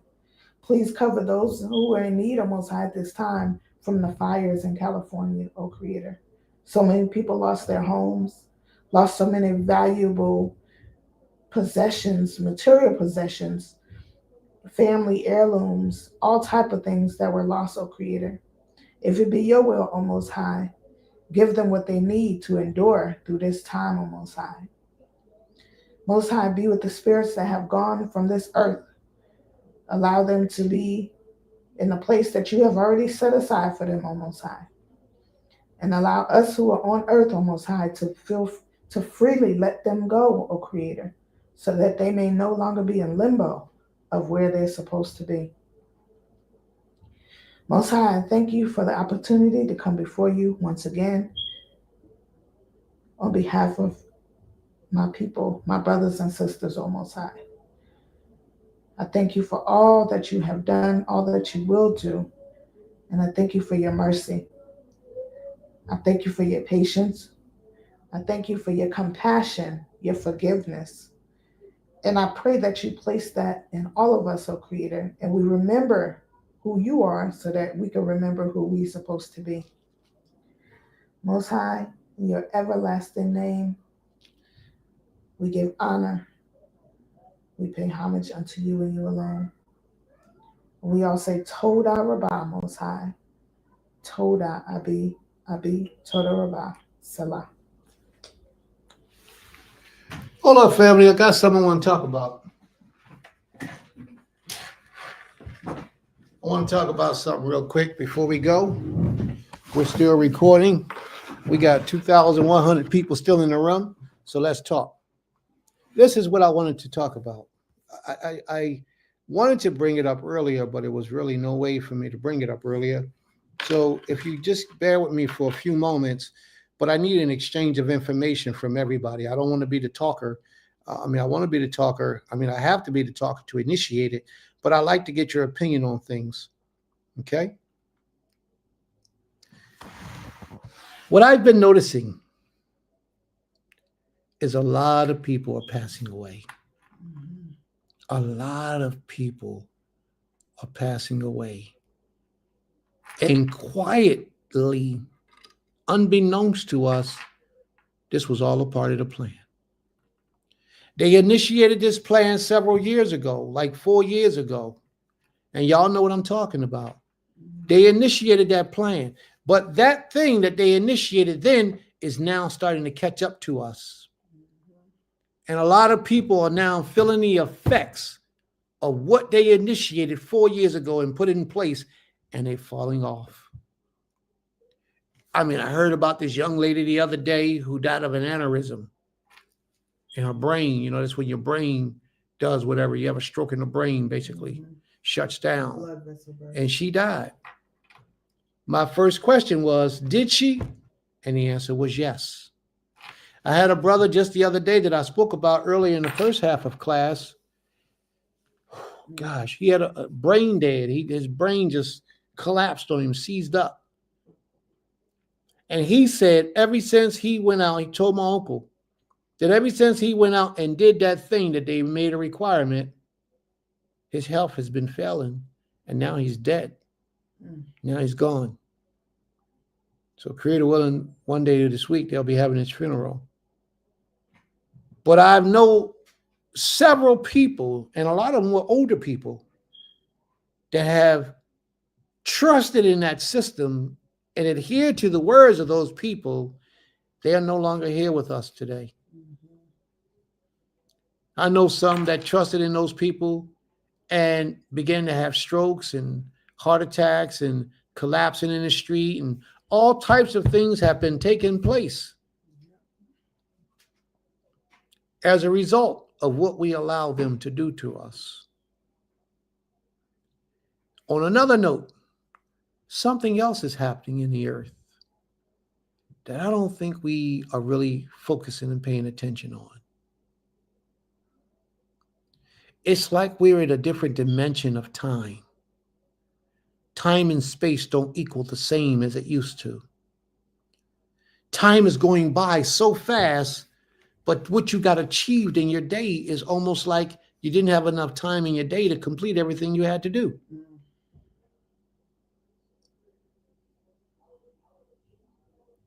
I don't know if I'm the only one who's experiencing this and feeling this, but the nighttime doesn't seem to be like normal nighttime anymore.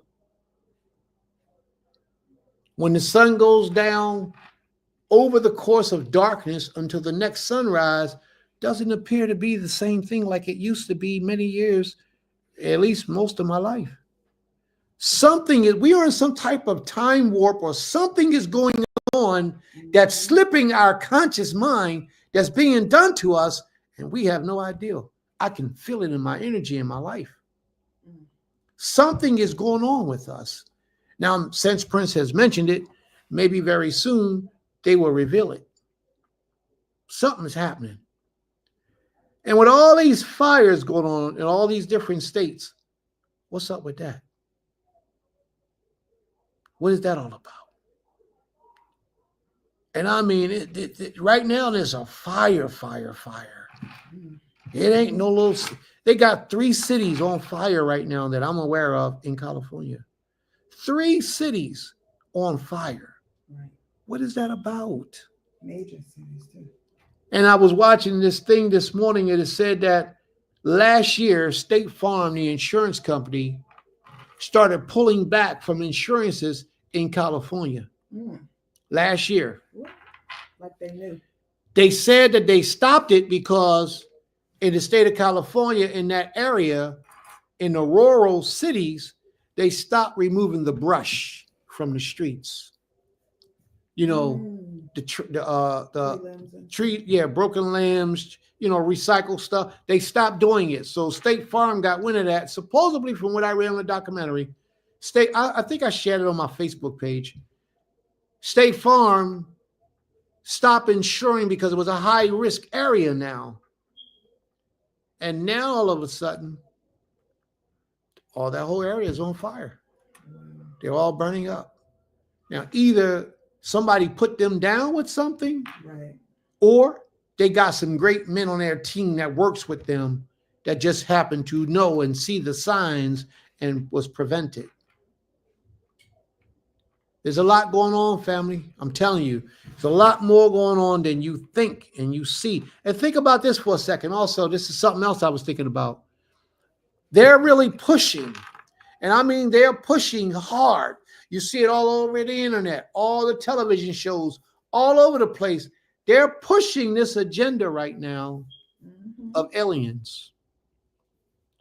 They're pushing this ideal that the Enuma Elish, the Gilgamesh epics, and all these things that talk about the Anunnaki and all those things about that their planet was destroyed, so they came to the earth and created humans to mine the gold and pull the gold out of the. They're pushing this hard.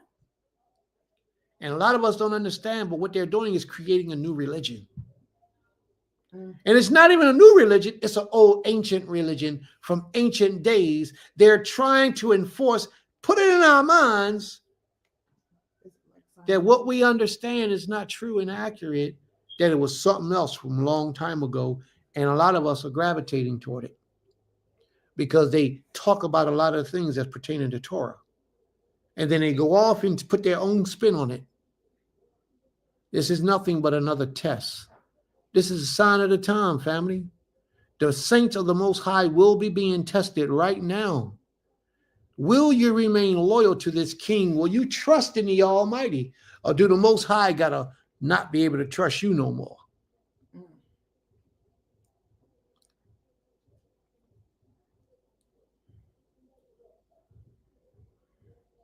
This is deep, man. It's a lot going on. And if your spiritual mind is not open, your spiritual eye is not open, you won't see what's taking place right before your eyes. So my warning to you, family, is store up some food. Start storing up some food in packages, trash can, metal trash cans, whatever you can do. But begin storing up food and water, toothpaste, toilet paper, all those things that's going to be vitally necessary. It's some things that you can get. I started buying peanut butter, almond butter, tahini butter. Started buying a lot of those things and little extras whenever I go shopping, because these things can help prolong your life. They got a lot of protein and can keep nutrients in your body if things go bad. A lot of things that they have, fishing cans. Now, I don't eat fish. And some of those sardines are actually unclean. Sardines means little fish. So there could be any kind of fish in those sardine cans. Mackerel is cool. Tuna is cool. Get those things. Start stockpiling those things, because even though you vegan, when that hell hit, you ain't going to be vegan long if you ain't got no vegan food to eat. So you got to eat what's at your disposal to eat. Another thing that's good for you to get is those little cans of fruit. Those little cans of fruit will last a long time. And they got sugar in it. The sugar content will give you energy and strength.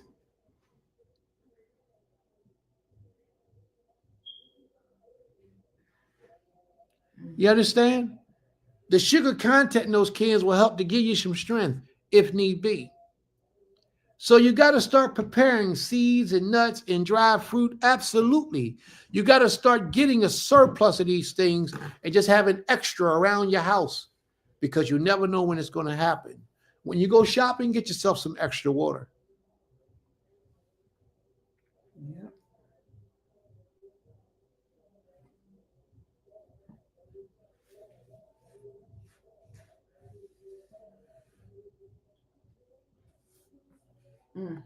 You got to start preparing for these things now, family, in the time of plenty. In the time of plenty. Now, Sister Sandy F., I want you to know that I understand what you're saying, but what I'm explaining, Sister Sandy F., is that when everything's go bad, the lights are off, the chaos is running through the streets, that stuff that we would normally not eat, we may have to eat some of those things to prolong our days. Now, I'm not talking about anything that's unclean. I'm talking about something that will help you make it to the next day that's still on the clean list. All right? That's all I'm speaking of. Yes, beans and legumes. You're absolutely right, Ima. You're absolutely right. Now, you should also look for a lot of dry foods that all you need to do is add water to it, and then it fluffs up and becomes food that you can eat. You're just looking to put things in your stomach. Also, above a lot of other things, family, if you've never done it before, begin practicing to fast. Begin practicing discipline over your eating habits. Mm-hmm. You don't have to, you don't have to eat 3 meals a day. That's just gluttonous. But that's what the Europeans taught us. Your body don't even work that way. You don't have to eat 3 meals a day. 1 meal a day will be fine, sufficient for you. Begin to get as much exercise as you can. If you can't get a lot of exercise, stretch. Keep your limbs active.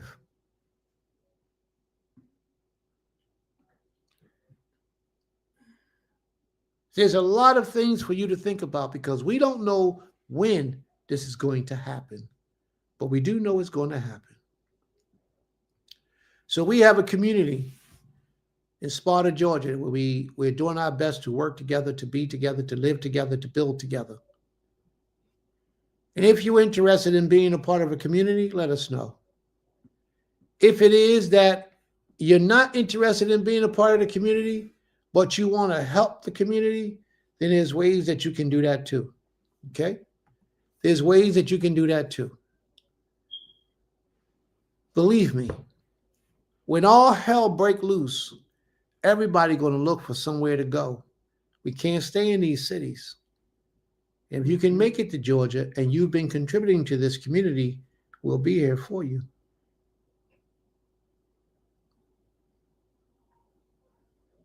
We don't want nobody coming to the door that hasn't given us any support for the 30 years, 40 years that we've been around.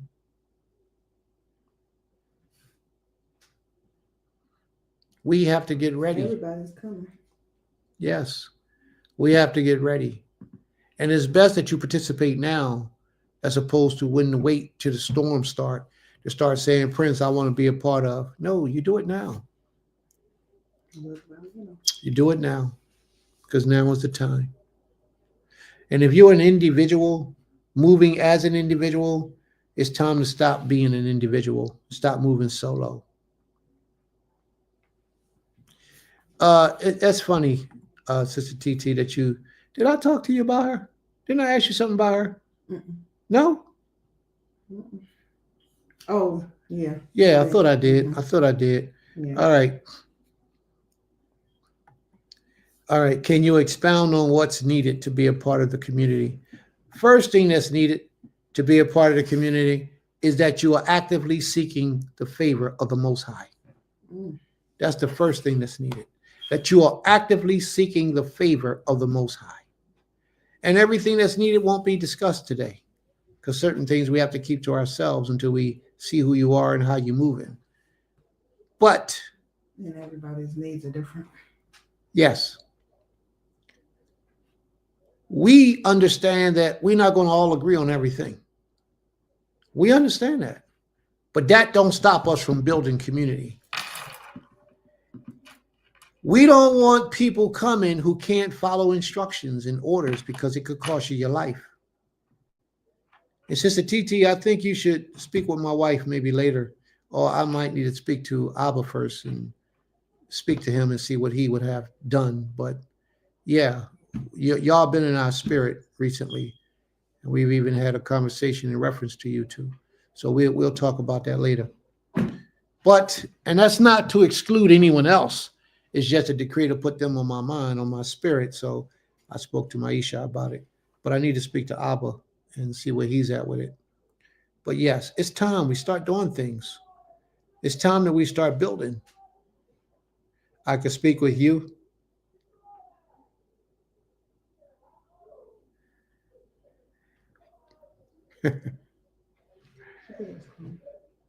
She called you?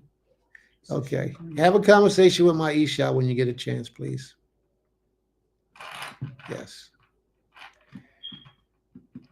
But time is here, family. There's so much going on. So much is being revealed right before our eyes, but we too busy doing other things that we're not paying attention, and we're not focused on what's needed and necessary. And that's not good. It's so much going on around us. So many distractions. And if we allow these things to continue to distract us, we will miss out on so much. And when the walls fall down, we will get crumbled underneath of the walls. So on the screen, there's our Cash App. There's our email address. There's our post office box. There's our Zelle. All that information is on the screen. And if you want to contribute, there's an opportunity for you to contribute. If you like what it is that we're doing, here's an opportunity for you to help it to happen.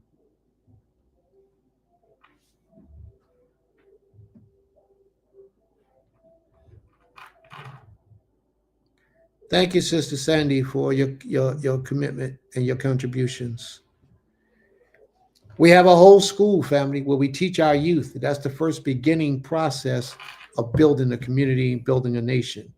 You have to have a school in place where you can discipline the children, teach them proper etiquettes, teach them respect and morals and integrity. It's a whole lot more to teaching this generation other than just teaching them how to read and write and their A, B, and C's. We incorporate all this in the process of our teaching. And the information is running across the bottom of the screen. If any of you wishes to support what we're doing, you can take down some of that information. However you can support, all are welcome. All right. So may the Most High be praised. Those were just a few things that I had in my spirit that I want to get across to you all, so that you will start keeping your eyes open and your mind open and start looking so that you can see a few things. If the Most High gives me any more information, I'm going to write a lesson on it and reveal some things to you all, but I haven't received that as of yet. So may the Most High be praised. Again, thank you all for all the participation that you have given. all the kindness that you have shown to us, and for being a help and blessing in our lives. May the Most High be with you all until next time we meet. Shabbat Shalom Lekim. Shabbat shalom.